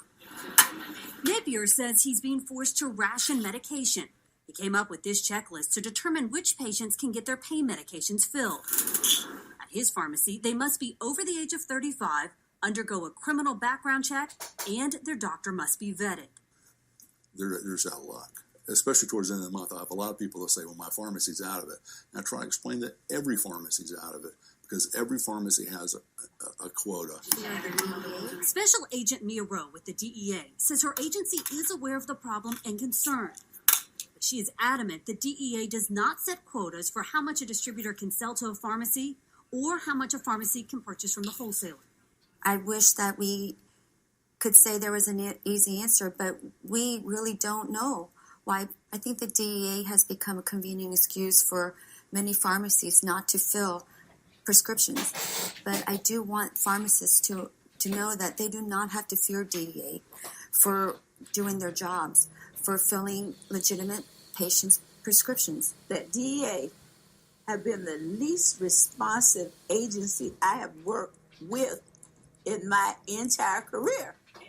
Congresswoman Corrine Brown believes, quote, the root of the problem seems to lie with overzealous or excessive crackdowns by DEA officials. You know, we have gone to the extreme. Brown and Congressman Andrew Crenshaw wrote a bipartisan letter to Attorney General Eric Holder last September, requesting the DEA hold a conference in Northeast Florida with stakeholders to address the problem. No response. This is over 6 months. Unacceptable. Do you believe this is a public health crisis? Absolutely. And this is not the law. This is DEA interpretation. Part of the problem is that the DEA is not only a law enforcement agency, but they're also a regulatory body. And so they have an unprecedented amount of power. Johnson is now on a mission to fight for patients' rights. He created the website paincareislegal.com, and within a few weeks already has hundreds of supporters. Supporters he is urging to sign a petition he started to get the White House to address the problem. They should spend just one day in pain and withdrawal to know what it's like for people like me that have to go through that. Now, Congresswoman Brown tells me she plans to ask House leadership to hold a hearing to address this problem. And she says she's also working with state leaders to arrange a meeting here in Florida. And we've been asking you at home to weigh in. We have received hundreds of comments. Heather Gibson writes, "My brother has cancer and had to go to 7 different pharmacies the day before yesterday to get his prescriptions filled." She goes on to say, "It's utterly ridiculous." And here's what Rick Sprinkle writes. He says, "It's because of the bad doctors and drug abusers that screwed up the system. Those are the ones to be mad at, not the pharmacists." And you can share your stories on our Facebook and Twitter pages. Just use hashtag #MedsDenied. Well, Hello, I'm Virginia Harold, Executive Officer of the California State Board of Pharmacy. There is a prescription drug abuse epidemic taking place in this country. This epidemic is present in every state and affects everyone, regardless of race, gender, education, or income. I'd like to introduce you to a new video that was recently premiered at the annual meeting of the National Association of Boards of Pharmacy. This engaging and informative production was produced by the Anti-Diversion Industry Working Group. It is intended to help pharmacists and pharmacy technicians identify potential signs of prescription drug diversion. Recently in California, the California Board of Pharmacy made a 2012 license revocation case a precedential decision. In the case, the board revoked the license of both a Huntington Beach pharmacy and its pharmacist for failing to comply with corresponding responsibility, even though numerous red flags were present. The case and precedential decision, along with other materials, are available on our website. Please take the next few minutes to watch and learn more about the red flags that can alert you to possible drug diversion, which may be occurring at your pharmacy. Thank you very much. I'd usually look for a time of day when there were lots of people at the drug counter. That way the pharmacist would be in a hurry and maybe not notice that my oxy script was for that many pills.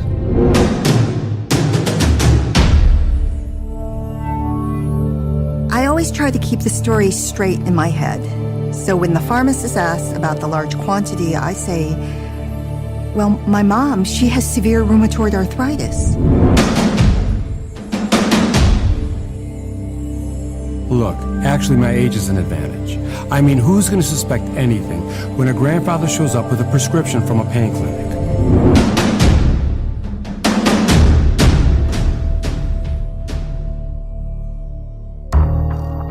There is a critical moment in the interaction between pharmacist and patient in which a decision must be made. Does this prescription pass the truth test? Are there warning signs that flag this person as a potential abuser or diverter? In that moment of truth, we must evaluate the evidence in front of us, because it's not always who you think. Opioid abuse is a nationwide epidemic. Every 19 minutes, someone dies from an unintentional drug overdose. And when it comes to overdose deaths caused by prescription drugs, nearly 3 out of 4 are caused by painkillers. The number of deaths involving opioids now outnumbers those from cocaine and heroin combined. Regulations from federal agencies and state pharmacy boards indicate that a pharmacist has a corresponding responsibility to that of the prescriber to ensure that a prescription being filled is one for a legitimate medical purpose. Red flags identified by these regulatory agencies are circumstances surrounding the presentation of a controlled substance prescription that should raise a reasonable suspicion to the pharmacist about the validity of that prescription. How can we know when we're face to face with a prescription drug abuser or diverter?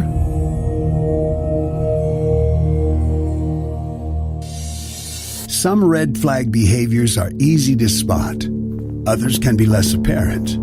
Here, a pharmacist is faced with a group carrying prescriptions for the same drug. Hi, how can I help you? Another oxycodone, 30 milligram, quantity of 180, from that pain clinic in Platteville. So, you're a patient of Dr. Sebastian's. I want to be sure to explain the proper dosing to you. Can you tell me what you're being treated for? Migraine. Give me a minute. I better look closely at these two. This pain clinic might be a pill mill. You two live together. Are you related? I'm his aunt. So you've got a prescription for 120 oxycodone, 15 milligrams, and another for amoxicillin, 250 milligrams from Dr. Sebastian. He's got that clinic out in Platteville, right? Platteville's about 120 miles from here. I see we've got your insurance on file. Will this be paid using your prescription insurance card? I'll use the insurance card for the amoxicillin, but I'll be paying cash for the oxycodone. Give me a minute. For every unintentional overdose death from opioids in 2010, there were 733 non-medical users. Emergency room visits resulting from pharmaceutical abuse, with no other type of drug or alcohol involved, almost doubled between 2004 and 2010. Pharmacists can prevent diversion of controlled substances by recognizing red flag behaviors. Why are so many legitimate patients being denied their medication right now? Well, not being out there as these things occur, we can only surmise as to what's preventing pharmacies and pharmacists from dispensing these medications for legitimate patients. A guess is that there is, because of the current climate out there now, there's an overabundance of caution being exercised by these pharmacists and pharmacies, leading them to be a little bit reticent to fill from some of these prescriptions. But we at DEA don't take that lightly. Our main focus, our main mission, our main job is to protect the public. And part of that protecting the public is ensuring that people that do need access to legitimate medications get them. Would you say that maybe an unintended side effect to the crackdown on the rampant abuse in Florida has made it more difficult for legitimate patients to get the medication that they need? Well, I would say that from the information that we're hearing, it has become more difficult. Should it be more difficult? No. And part of that may be an educational process with the people that are entrusted with dispensing of these medications. So again, it should not be a side effect that it's more difficult, but I do understand that may be the situation right now. But why is this happening? Are pharmacists afraid of the DEA? What's going on that's creating this climate right now? Well, they shouldn't be. I mean, the DEA has never exercised any punitive actions against a pharmacy or pharmacist unless their actions have been egregious and habitual. One of our main focuses, again, is to ensure that there's an adequate supply of legitimate drugs that can get into the hands of legitimate patients. We do not at DEA get involved in setting any quotas or telling a pharmacy or pharmacist how much of anything they can dispense. If with their training, experience, and education, they determine it's a legitimate need to dispense that medication, we encourage them to do so. But again, it has to be a legitimate need based on a variety of factors that they interpret at that time. Would you admit that the system is broken when you have a woman with stage 4 terminal cancer and she can't get the medication that she needs? Well, a broken system, again, you know, this pharmacist is part of the 3 pillars of the healthcare system, the 3 Ps between the physician, the patient, and the pharmacist. We are not part of that healthcare system. We do have some oversight, obviously, into it. But again, is the system broken? I don't think the whole system is broken. I think it's exercising an overabundance of caution and maybe not totally understanding the system rather than it being broken. So what would you say to this woman who's dying of cancer and can't get the medication that she needs? Well, unfortunately, she may not be dealing with a pharmacy or pharmacist that has knowledge of her personally, sort of like a doctor-client relationship, a doctor-patient relationship. There may be a need moving into the future to have a little bit more of that type of relationship with a pharmacy or a pharmacist. But these are multiple chain pharmacies who have been dispensing her medication for years and years, and then all of a sudden now they're saying, no, we're not doing it. Well, and again, that is not a DEA issue. DEA does not tell these pharmacists or pharmacists what they can or can't dispense. The question would be, for those pharmacy or pharmacists that are declining it, why? What are the red flags? What are the indicators that are telling you, do not give this woman her medicine? DEA agents and diversion investigators are not there when this occurs, nor do we give them any sort of specific checklist saying if this, and this happens, don't do it. We do give them the benefit of our expertise and our knowledge of what to look for, red flags that it may not be legitimate reasons.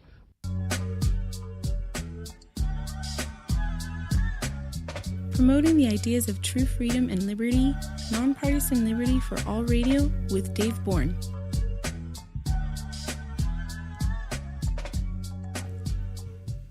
Nonpartisan liberty for all, and we are back. Trying to adjust the sound here when I have clips that I play, and then different clips are like different pitches and different volumes. And I had walked away during the break, and then I come back and I see that the levels are like going way over on one of them, so I apologize for that.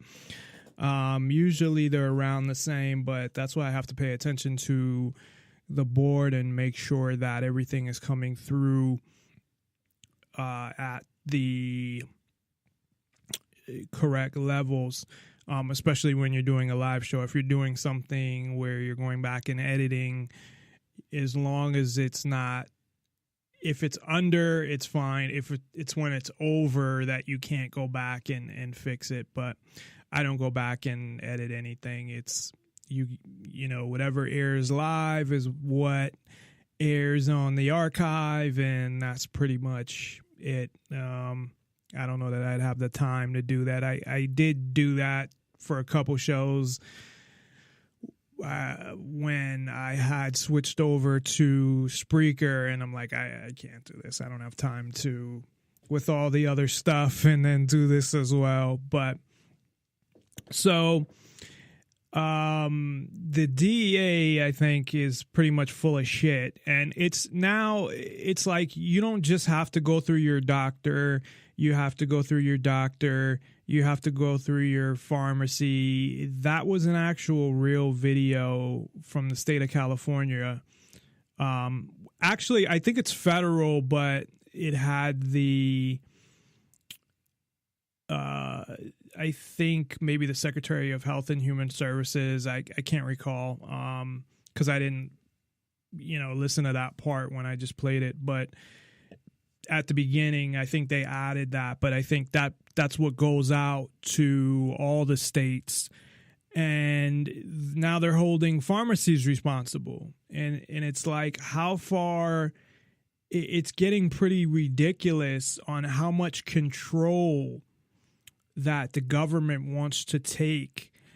And that's another thing where this goes back to, you can sit and look at this as, well, people need to be protected from certain drugs and the ability to get them, and they still don't realize that whether they're legal or not, people can still get them.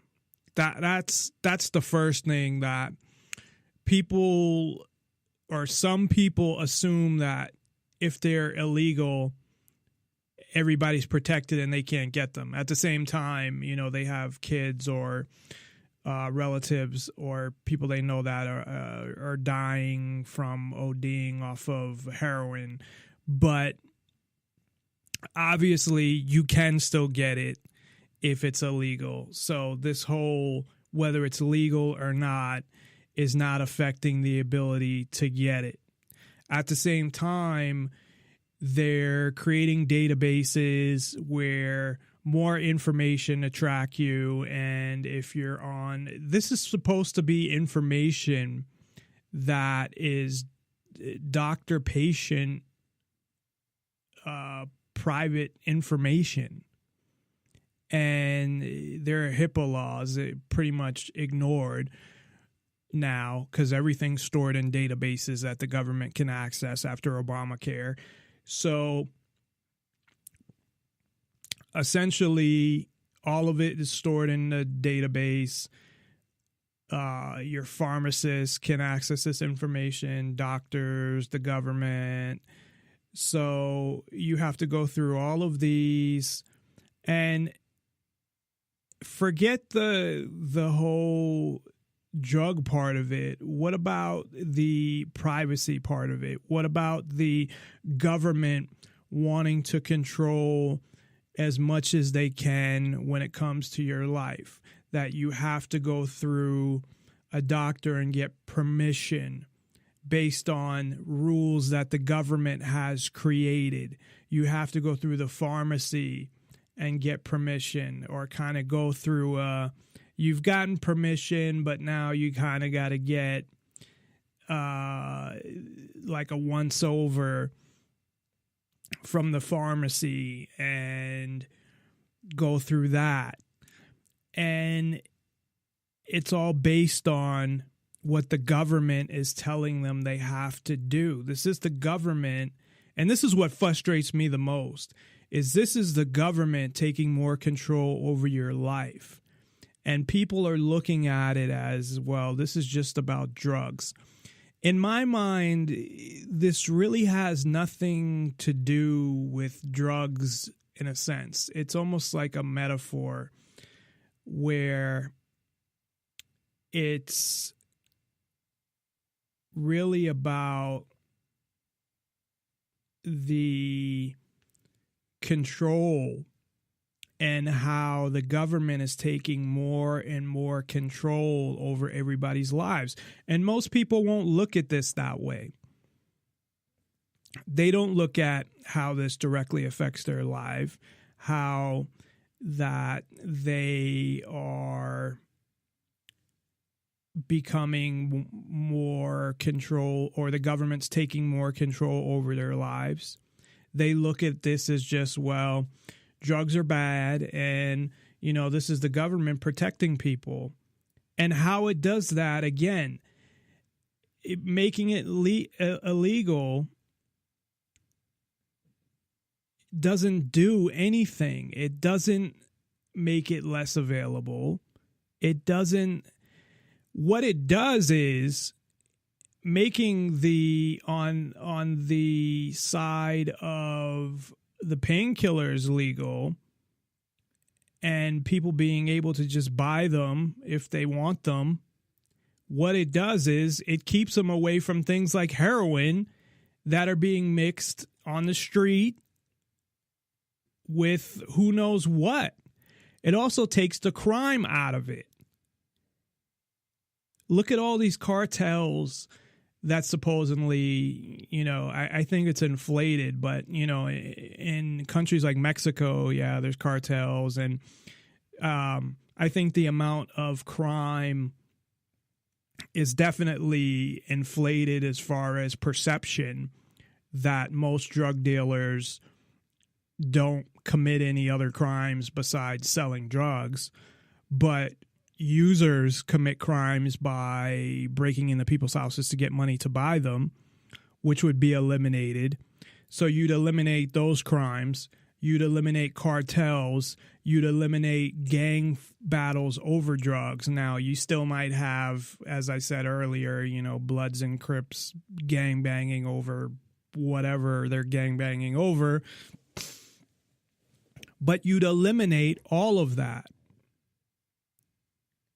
And at the same time, you're not stopping people from getting drugs now.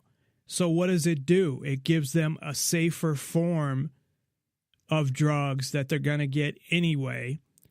It makes them affordable so they can actually live their life. It also makes it less more likely that if they want to get off it, they're not going to be as hesitant because it's illegal. They're not doing something illegal, and they're not worried about getting in any trouble for it.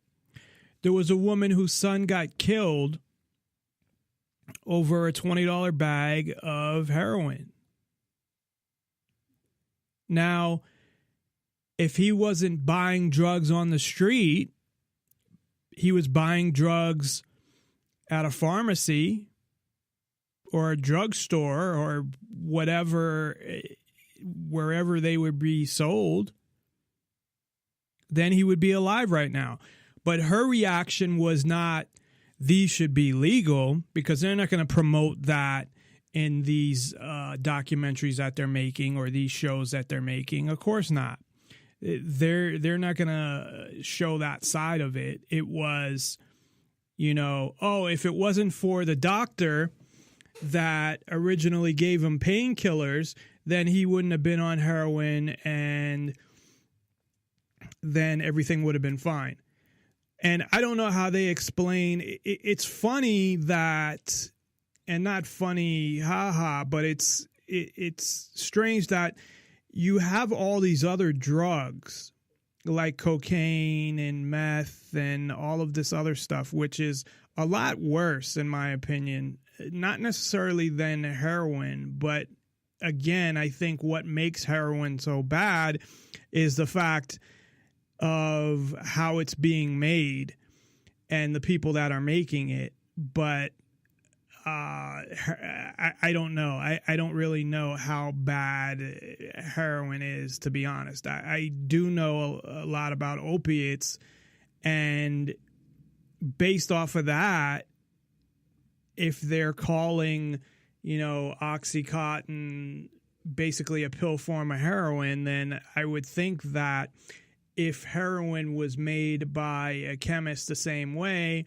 and people weren't shooting it up, they were taking it in pill form, or, well, I guess they would be smoking it. And that's where, to the, smoking and injecting and all of that stuff is not good for you. But if they were taking a pill form of heroin, I don't know that it would be dangerous for you, except for the fact of, taking so much that you OD. But I don't even know how you OD off of heroin or even OD off of painkillers, besides the fact of, like I had talked about earlier, them lacing it with shit. Because I guess if you're taking too much, but most of these people that are ODing are not just ODing off the one thing. They're just not mentioning that, or they are, but it's in the background. Like if you want to do the research, like Philip Seymour Hoffman, I didn't know that he was also had cocaine in his system and some other stuff until recently, because they came out and said he OD'd on heroin. So it's like I see this agenda of using heroin to come after opiates in general, to come after painkillers, so people that are in pain can't get their painkillers. And if you heard one of the clips was about how a woman couldn't even get her painkillers, and I totally believe that, because that's how pharmacies are. I mean, and it's not necessarily the fault of the pharmacy, although the doctors in the pharmacies are obedient to the government. No one's standing up. And I find that disheartening in a sense, because if they're there to help people, if that's really what they want to do, and they know that a lot of and again, I don't want to speak for all opium related drugs, but what I looked at, opium long term does not do damage to you. It can give you constipation or I did read that, but so again, if you take somebody who's addicted to opium and they can function in their day-to-day life, they're not taking the amount that they're taking so much that they're out of it. Obviously that's a problem, but that they can function in their day-to-day life and they can buy it at an affordable price instead of buying, it on the street or buying something else like heroin on the street, then I don't see even what the issue is there. And you'd have, like I said, the kid that got killed, there's probably plenty of kids that, well, I wouldn't say plenty because I don't think it's as dangerous as they make it out to be. But however many kids got killed because they got robbed or whatnot, or they died because they got a bad packet of heroin or got something that was, laced with something that caused them to OD and then they died. Remember, OD doesn't mean that they died. It just means, you can overdose and live. And a lot of people do. It just means that you took too much and overdosed. But it doesn't mean that you died. But you had that mother, I believe it was the mother that her son died that was killed over a $20 bag. And this is how groups like MAD got started, saying that she was going to do something about it. But her doing something about it is she's going to go after painkillers and they need to ban them. And then that's going to solve everything. That's not going to do anything.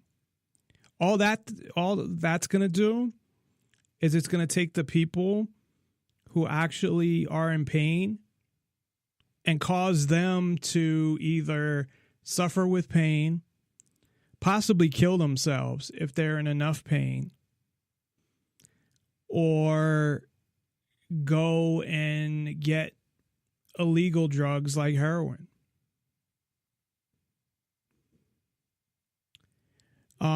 And there was a report in Australia, and see, they're all over the fucking place, man. There was a report in Australia that Xanax is more addictive than heroin, and that they're having a serious issue with Xanax, and over there it's a war on Xanax as opposed to a war on painkillers. And let me see if I have that clip, and let me play that real quick. If I do, and I believe I do, it just might take me a second to find it. But yeah, I think it's pretty long though, but let me just play some of this.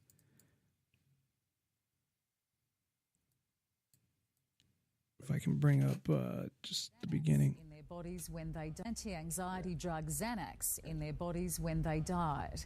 In Australia in the past year, there has been a Xanax explosion, prescribed more than 1 million times by family doctors, and that's not counting the growing black market. And that's frightening because what so many don't realise is that Xanax is more addictive than heroin. And ordinary Australians are suffering extraordinary. And where do they get that from? I mean, they're judging. Heroin's always had a reputation. And again, I've never done any drugs except I tried weed before. The last time I did it was 20 years ago. and I've been prescribed prescription painkillers. And besides that, I've never done any other drug. And I would say that I did. I'm not, or I would just say I'm not going to talk about what drugs I've done. But that's it. And how they can say that it's worse than heroin. I've had Xanax before. I've had it prescribed before. It didn't do anything for me. So I went to my doctor, maybe this was 10 years ago, maybe more, before, Xanax was harder to get. And I was, stressed out, and my doctor was like, well, do you want Xanax? I'm like, all right. And I tried that, and it really didn't do much for me. And then I had gotten Ativan, which was same group of things, and that was better. It helped more with, being stressed out. So yeah, I guess if you want to, count that. But what I'm saying is, besides prescriptions that I've gotten from doctors, I haven't done any illegal drugs, and not that I judge. I'm not saying that in a sense that, well, I'm special or I'm better than anybody, because the only illegal drug I've tried is marijuana. No, not at all. I drank a lot at times in my life, and I think alcohol is worse than many of those illegal drugs, marijuana being one of them. So I'm not saying that at all. But my point is just that, when I was talking about Xanax being worse than heroin, the point that, I've never done heroin, so I wouldn't know. But I have had Xanax before, and like I said, it didn't really do much for me. But how can they, it's like 1 minute this is the new drug, and then this is the new drug. If you notice, and you can look back on these type of shows like this Drugs Inc., and I bet you if you go back, I know they're in like 7 seasons, you look at this year, this is the most dangerous drug. Now this is, now that is, now this is. And there's always something coming out. And what they do is, and what's funny is they're constantly propagandizing drugs in a negative light. And I'm not saying that drugs are good for you and everybody should go out and get fucked up. But there are medical uses. And even in things like, when it comes to things like stress and anxiety and stuff like that, there's medical uses for drugs. And, I think that those uses are just as valid as pain. So like Xanax that's what it's for. I mean, it's for anxiety and stress and those type of things. But throughout the years, this is the most dangerous drug now. Now this is. And really, they just put out a bunch of bullshit. And I had found out recently that the guy who ate someone's face, they said because he did bath salts, the toxicology report said he didn't even have bath salts in his system. The only thing he had in his system was cannabis. And I'm not saying he did it because of cannabis. I mean, it could have been from, how cannabis stays in your system up to 30 days. It could have been from a week before. So the guy was just nuts. But they're still pushing that, this war on drugs, and it's fucking sickening. And I talked about last week, I did a show on how it affects your freedom and how you can be someone who doesn't even do drugs, yet your freedoms are affected just because of the war on drugs. Let me go back to this, and we'll play a little of this. Side effects. This story was brought to our attention by Dr. Tanvir Ahmed, one of Australia's leading psychiatrists. Danielle Hannon was a striking Sydney socialite, a fashion model who spoke 3 languages. 10 years ago, a doctor prescribed Xanax for her anxiety. Look what it's done to her. Well, I get up in the morning and if I haven't taken even half, I'll be hallucinating. So they find like the worst possible person that, I mean, most people that have taken Xanax are not like half retarded now. And it's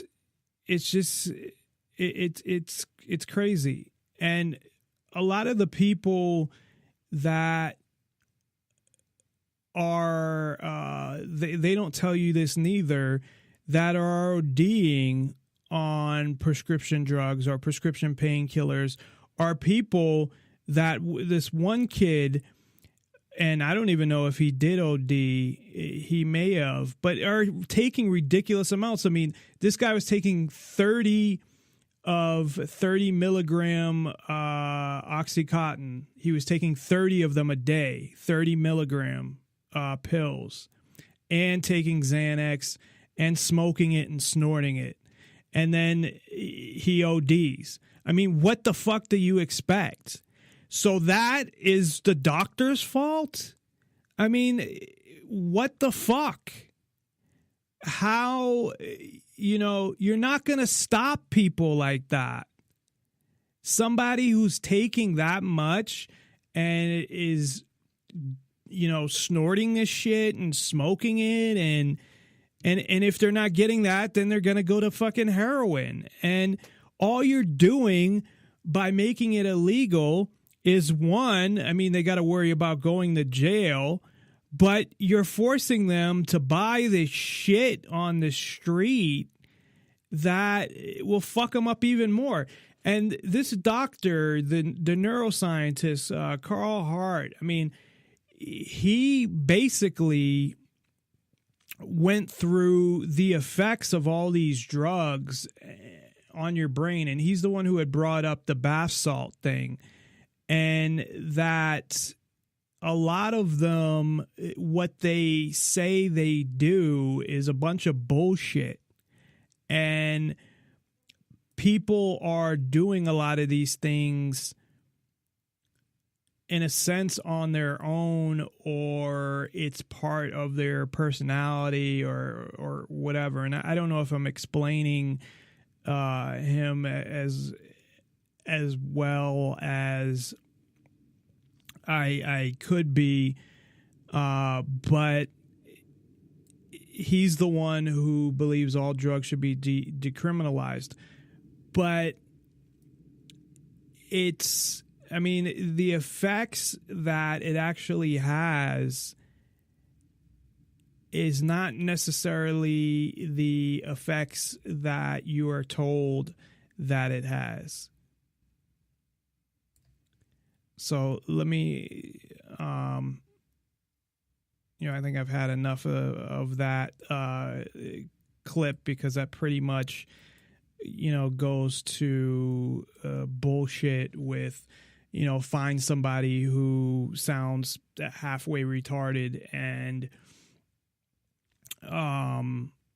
essentially just pushes that. So let me play some of this Carl Hart clip, and then we'll come back and wrap things up. It's either jail or treatment. Doesn't make any sense when the vast majority of people don't need either. This book is a hybrid, if you will, memoir, science book, and policy. What I thought I'd do here today was to focus a little bit on the science, why I wrote the book. I've been studying drugs for about 22, 23 years. And one of the things that I contend in the book is that there have been some assumptions made about drugs that are false. bad. And that has led to bad drug policy. And so I think I'll talk about one component of what I highlight in the book. And that component, what I'd like to talk about is the work or the science that I've been doing and other people have been doing with methamphetamine. Back in 2005, I got a call from the Office of National Drug Control Policy asking me to participate in a roundtable of writers who were interested in writing stories about methamphetamine. They wanted their stories to be more realistic. They were writers for things like Law and Order, CSI, magazines, and so forth. At this roundtable, we had the panelists were a U.S. Assistant Attorney, an undercover narcotics officer, an adult person who was addicted to methamphetamine, an adolescent who was addicted to methamphetamine, and myself. My role at the panel was to help participants understand where the science was at the time, what we knew from the empirical information. And so I proceeded to summarize what we knew. Basically what I said was that we had, up to that point, we had tested relatively low oral doses in the laboratory where we gave to people, and we evaluated the effects of those doses of methamphetamine on cognitive performance, mood, heart rate, blood pressure, and those sorts of things. And my conclusions were that the drug was quite unremarkable. In fact, in people who are well rested, you didn't see much in terms of cognitive disruptions. You didn't see any. Those low doses produced some euphoria, but moderate range of euphoria. When I finished my presentation, my fellow panelists were horrified. They were horrified because they had told stories about the horrors of methamphetamine that they saw in the natural ecology. They recounted stories of methamphetamine users developing superhuman strength. When someone was on methamphetamine, it was said that you had to increase the caliber of weapon. Regular tasers no longer worked with these individuals. Another story that was recounted was that methamphetamine was like no other drug that law enforcement had ever seen. This particular cop said he had more than 20-something years of experience on the force and had never seen anything like methamphetamine, and he had seen crack users and that sort of thing. So this drug, methamphetamine, he claimed exerted unique pharmacological effects. Finally, when I challenged some of the claims that were being made, he turned to me and he said, "Dr. Hart, when you see a parent cut the head of their child off and throw it at you, then maybe perhaps you will become a believer." So the idea was that this parent was so cognitively impaired, she cut the head off of her kid and threw it at this cop. Now, I tried to explain that these types of stories, these anecdotes, particularly about drugs, they weren't new. We had heard them before. The stories about drug users developing superhuman strength, the stories about some new drug being like no other drug we've ever seen, and the stories about drugs causing this sort of this wide range of cognitive disruptions. What I'd like to do here in the next few minutes is just evaluate or look at these three sort of claims that seem to be pervasive in our history when it comes to drugs. The first, these individuals developing superhuman strength. At this roundtable, I tried to explain that this wasn't new. If you go back to the New York Times, for example, on February 8th, 1914, what you find there is a huge editorial. Negro cocaine fiends are a new Southern menace. In this piece, he argued that black people, when they have cocaine, they develop superhuman strength. So much so that Southern police forces had to increase the caliber of their weapons. They moved from the .32 caliber weapon to the .38 caliber weapon because the .32 caliber weapon or bullets didn't affect black people on cocaine. I know it sounds comical, but this was actually believed. And these things come back in new forms. If you all think about maybe a year and a half ago, 2 years ago, we heard about the guy in Miami who chewed the face off of another guy. The officer believes the man clearly was on some very, very powerful drugs. It was said that the person was on bath salts, and bath salts cause such extreme effects that you get this kind of behavior. But when the toxicology was in, we looked at what was in the person's system. There was no bath salts in this person's system. The only thing that was in the person's system was THC. And THC, we don't know when was the last time this person had used THC. It could have been weeks. But the point is that these arguments, these claims, they are recycled generation after generations. And we laugh at some of them because of the language, but the language is tempered to fit the contemporary folk, where it doesn't seem so outrageous if you're not a critical thinker. But of course, most of these claims are just exaggerations. The other claim that methamphetamine produces unique cognitive effect or unique effects in general. I hadn't collected any evidence to address this claim, but what I did, along with my PhD student at the time, Matt Kirkpatrick, we ran a study in which we gave research participants, of course we passed all of the ethical requirements. We gave research participants intranasal methamphetamine at a low dose and a large dose on one day, but it's all under blind conditions. And we gave them D-amphetamine, the active ingredient in Adderall, on other days.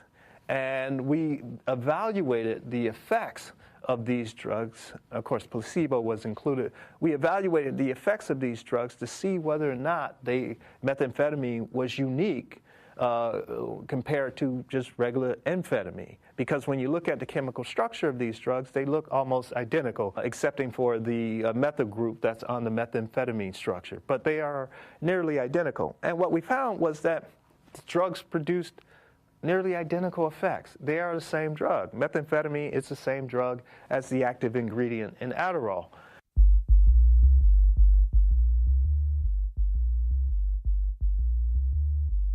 You are listening to Nonpartisan Liberty for All Radio with your host, Dave Bourne.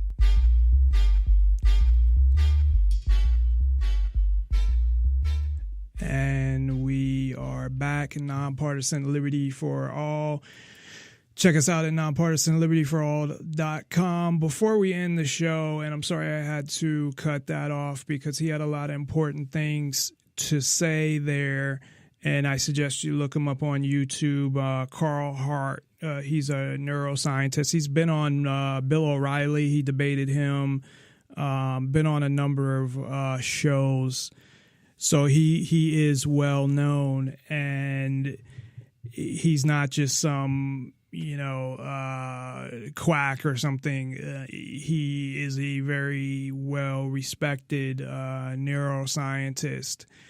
And what it comes down to, and I looked at, again, opium because of the way that it has more propaganda than other drugs because they're going after painkillers. So they're using the propaganda of heroin and kind of using heroin as a way to attack painkillers and really making it hard for some people to get legitimate pain relief. And it's nuts. And at the same time, really all this is about, as I said earlier, is about more government control over your life. The government wants to control everything you do, everything that you see, and how you live your life. And that's just bottom line. And this is just another way for them to do it. This is one small part of it.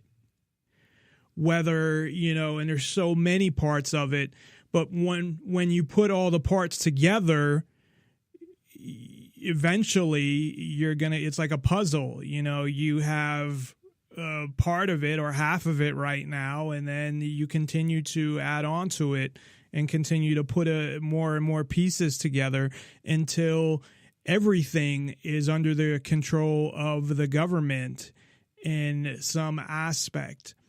But not only that, is it just doesn't make sense. And that's the whole thing. It doesn't make sense to make people go out and get heroin. It doesn't make sense to deprive people of pain medication because you're worried about other people using it. It's just fucking stupid. And what you're doing is you're also creating a market for pills where people are going broke buying pills at the same time, where if they were legal, they could get them at a affordable price, just like, aspirin or any other, ibuprofen or any other pain reliever. So what you're doing is making people broke, making drug dealers rich, putting people in danger by forcing them. And again, they make the decision. There's a self-responsibility, but at the same time, it's still, partially I put that on the government, that they're going out and getting heroin because they can't get painkillers. And if that's the actual, that's what they want you to believe the narrative is, there's a lot of people that didn't start with painkillers that just always did heroin as well. So they want you to think every person that does heroin, used to do painkillers, and that's not the case. Of course, it makes more sense because it's safer, but why would you want to put people in danger like that? That whether it's legal or illegal, people are going to get it either way. Now, you also add the crime in there. Never mind the crime of drug cartels and that side of it, but the crime of people robbing and stealing to get money to buy drugs. So I look at it as the government being an assistant, or at least a helper in destroying people's lives. Again, I have to stick to people being responsible for their own actions, because you are, but at the same time, they're definitely being an enabler, and they're helping people to destroy their lives, because they can't get something that they have a right to have. They have a right to decide what to put in their own body. So you have that as well, that you own yourself and have the right to put what you want in your own body. So not only does it not make sense on, so many levels, or not only does it not give the government more control over your life, but at the same time, it doesn't make sense, because some people can't let go of the fact that they think if you make something legal, that somehow they equate legal with moral, or legal with meaning it's okay, or meaning legal with avocation, that you're saying, oh, you should do this. And whether something's legal or not has nothing to do with any of those things. So what they would be doing is helping people, really. And the answer to this problem, or what they call epidemic, is to legalize drugs totally. But if you want to talk about this specifically, is to legalize all painkillers. And that if somebody wants to buy painkillers, they can go in and buy painkillers. And that's it. That's bottom line. You can walk in. If you want to have it that they have to go to, the pharmacy and buy them from them, whatever. But they, to solve this problem, that's the real answer. And then you'll see a decrease in the amount of people doing them, because them being legal and it being out in the open and people feeling more comfortable about getting help if they want to get off them, and all of these things that are kind of in the dark, they'll feel more comfortable with that as well. So that's, as far as I'm concerned, the answer when it comes to them talking about the heroin epidemic. Again, assuming that most of the people doing heroin are doing it because they can't get painkillers now. I don't know that that's the case. There could be plenty of people that are doing heroin and have been doing heroin for years, and that's what they do. And the answer to that would be same thing. Legalize heroin, have pharmaceutical companies be the ones that are producing heroin, and have people get it that way. And the same thing will happen. That I bet the usage will decrease. More people will get off it. They'll at least be able to live their lives in the meantime while they're trying to get off it, if that's what they want to do. And if they can live their life and function, and that's what they want to do, that's their choice. So that's all we have for today. Thanks, everybody, for tuning in. I appreciate it as always. Tomorrow, Ken Shorjan will be joining us to talk about geopolitics and the economy. So be sure to tune in for that. And go to nonpartisanlibertyforall.com. Check us out there. And, of course, if you'd like to donate, nonpartisanlibertyforall.com/donate, or just go to nonpartisanlibertyforall.com, and there's a donate button, and you can donate. And I'd really appreciate any amount, and that can help us to market the show and hopefully get more listeners. So thanks again, everybody. Have a good night. Resisting arrest is a real and dangerous crime.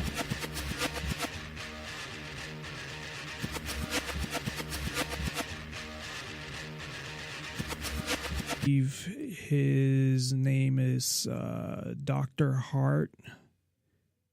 I forgot his first name, but I have some information on him. Neurosurgeon Carl Hart.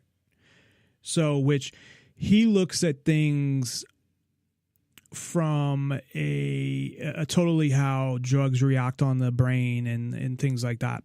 And he's a supporter of decriminalization. But he described decriminalization more as you would get a ticket and handle the distribution of drugs differently than the possession or using of drugs.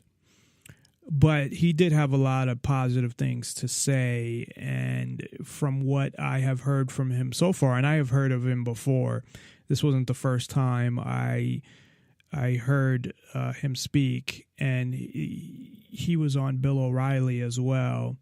Of course, Bill O'Reilly is really ignorant and closed-minded when it comes to drugs, and I'm sure he's done them before, although he would say he never has.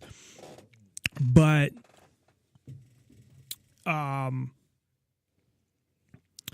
he talked about decriminalization as, again, more from it's not illegal, it's a civil charge. However, as we've talked about before, it's like getting a ticket. Well, getting a ticket can still lead to being arrested, being kidnapped, and force being used. So I'm not okay with that. And when I say decriminalization, I'm using it in terms of that the government just has nothing to do with it, meaning that it's just totally legal. They're not regulating it. They're not taxing it. They're not involved in it, period. Because the biggest, I think, fear when it comes to drugs and them legalizing them is the involvement of the government and how much they get involved. And you've seen this, or you may not have seen this because you might not be aware, but we've seen this with marijuana, especially for medical purposes, how they have databases and cards, and you can't even have guns, I believe, still in the state of Nevada. I'm not sure on that, but at one point you couldn't. They may have changed that. In other states, you can't. People have had their kids taken away for having medical marijuana cards. I mean, it's really ridiculous, the insanity of government, and yet it continues, is crazy. But to be clear, and I should probably stop using decriminalization. I've said before that I like Darryl Perry, who is actually going to be, I think it's Orlando this weekend, for the fighting for the nomination, not literally fighting, but trying to get the nomination at Spreaker.com. So if you want to go back and listen to where we were at a year ago, or the first show, which I hope you don't do that, but it is out there and you're entitled to listen. But if you'd like to listen to any of our past shows, they are out there. We do have a lot of shows with some pretty good guests, at least from a libertarian perspective, people that are, I would say, big names in the libertarian community, such as Mark and Ian from Free Talk Live, Adam Kokesh, Pete Eyre, who is the co-founder of Cop Block. So there are a lot of good guests out there, and what I thought were some pretty good interviews, not necessarily from my part, but where good in the sense that a lot of information came out about whoever the person we were interviewing was. So a lot of interesting information there. So today we are going to talk again about the drug war, but more specifically because I still cannot get past what I see going on with this propaganda, but more specifically opiates and heroin and this whole fucking bullshit. We talked a little about it when I did a show on Prince. So I did a show, it might have been about a month ago now. It was maybe a week after Prince died, unfortunately. And not unfortunately that I did the show, unfortunately that Prince had died. I was a Prince fan, or I am still a Prince fan, and I grew up with Prince, and especially the Purple Rain album. I remember in the movie as well, because I used to play it a lot on cable at the time when I was a kid. And that, and also the Batman soundtrack, I remember when I was a kid, I used to listen to that a lot. I still have the tape. Yes, back then we had tapes, and I have over, 400 and something tapes from the time I was about, when did I start really? I started really buying tapes probably when I was in 8th grade. So all the way from then until I was about 22, I was buying tapes. And then I had finally gotten a car with a CD player, and then I switched over to CDs. And then from there, of course, to MP3s. And that's, of course, what I use now. Occasionally, I'll get CDs from the library and perhaps copy them or not. And occasionally, if it's something that can't be found, if it's a CD that can't.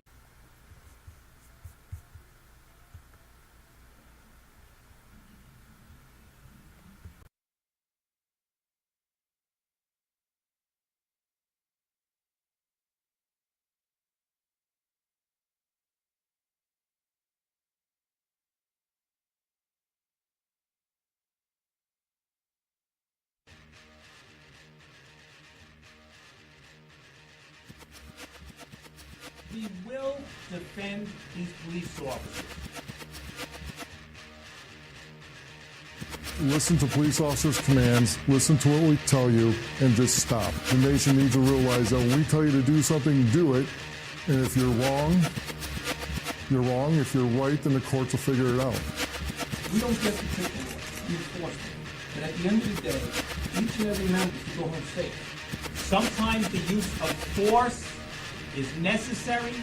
You need to comply with the police officer the way the system was meant to be. Comply with the orders of police officers. Resisting arrest is a real and dangerous crime.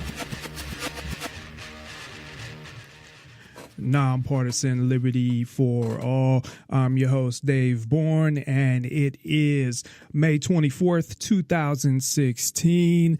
And I'm coming to you live from Las Vegas, Nevada, with show number 300. I never actually give the numbers of the show. And I kind of think that's corny and stupid when people do that, when they announce the show and they give the number of the show. I just think it's totally unprofessional.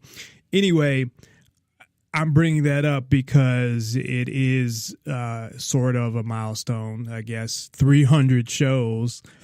Even though, again, when I had a few weeks ago, well, about a month ago, announced it's been a month ago now, announced that we have been on the air now 2 years. It's kind of like the same thing. I can't get canceled. It's not like I'm on some station that gave me a contract or something. It's essentially me it's me paying to be on the air. So really, though, I guess I can, or I have reason to be proud of myself that I've kept with something and kept with it so long, as opposed to just doing a show for 6 months or a year or whatever and then quitting. So from that standpoint, I will say that I guess I should give myself some credit that I have been on the air, that long and done 300 shows. Although it makes me sound bad, because I would think after 300 shows I should be a lot better than I am right now. But anyway, thank you for listening to Nonpartisan Liberty for All. We're on weeknights, Tuesday through Thursday at 7 o'clock Pacific, 10 o'clock Eastern. And you can listen live on Spreaker.com.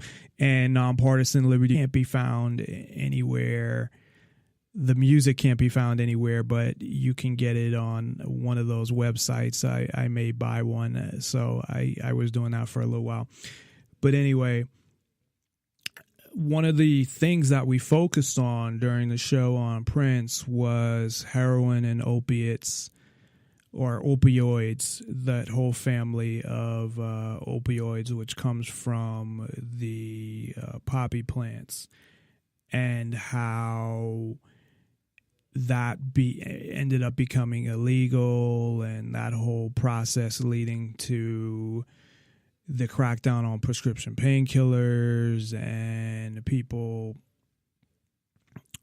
using those. And we didn't really get so much into heroin, but that came up as well. So tonight I want to focus more on that, but not from the perspective of a specific person and what they went through, and more from the perspective of how ridiculous what is going on right now with this ignorant propaganda. And not only that, but how they handle the situation. Now, this applies to all drugs. I happen to pick heroin and painkillers because it is something that they're saying is a huge issue right now in a lot of states, but it has come up in New Hampshire and Western Mass, especially, among other places. And I had watched this kind of documentary series. I think it was originally on either the History Channel or National Geographic, one of those channels that they were playing on Netflix. And half of the shows are really about heroin or opioids, but they're just in different parts of the country. And then they have shows on other types of drugs as well, like crystal meth and even cannabis and cocaine.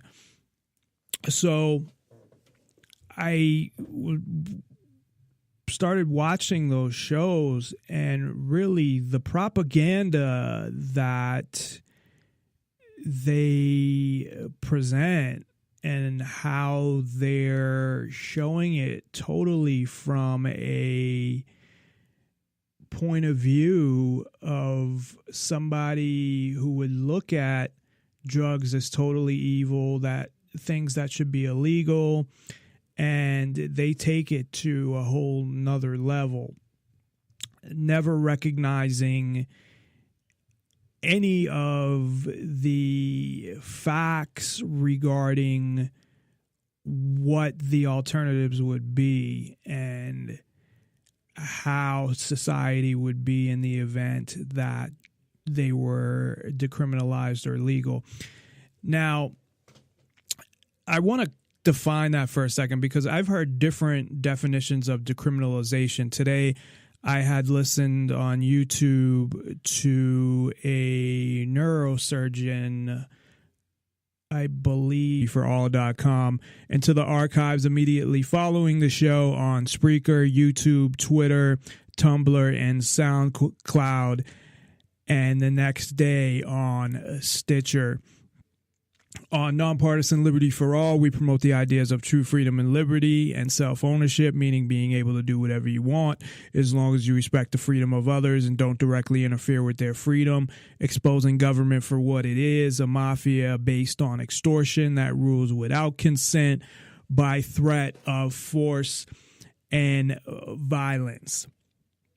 And even though we are very controversial, or considered controversial, on this show, we do take calls and are happy to hear from you, although we don't get many. And you can reach us by phone at 702-470-7664. That's 702-470-7664. Or via Skype, username Nonpartisan Liberty for all one word with no spaces, and you can send a contact request with your name and what you want to talk about. And all that information is at nonpartisanlibertyforall.com. So you should check us out at nonpartisanlibertyforall.com, which links to our Facebook and social media info, as well as contact info and more, including our donation pages. So if you'd like to donate to the show, I'm not one of those people that demand donations like some people literally do. They think because they do a show and you listen to their show that they're somehow entitled for you to pay them, even though you might not listen to the show if you had to pay for it, or they're the ones putting it out there. So that's kind of, on them if somebody decides to give them money or not. If you want to ensure that you get paid, then put it behind a paywall. Otherwise, I think it's fine, obviously, to ask for donations. That's what I'm doing. But I don't expect anybody to give me donations. If you'd like to donate money, hey, that's great. It will help the show. I want to put some money into marketing and getting the message out there. I think one of my biggest issues with the show, there's a lot of things that I can improve on as a host, but one of my biggest issues is on the marketing side and people knowing that we're out there. So anyone who would like to donate, of course, I would greatly appreciate it. And even, a dollar is, fine. So sorry about that. I guess something caught in my throat. So you can donate at nonpartisanlibertyforall.com. And if you forget the phone number or the Skype in username or any of that during the show, go to nonpartisanlibertyforall.com. And you can also get all of our shows, every single one of the 300 now shows we have done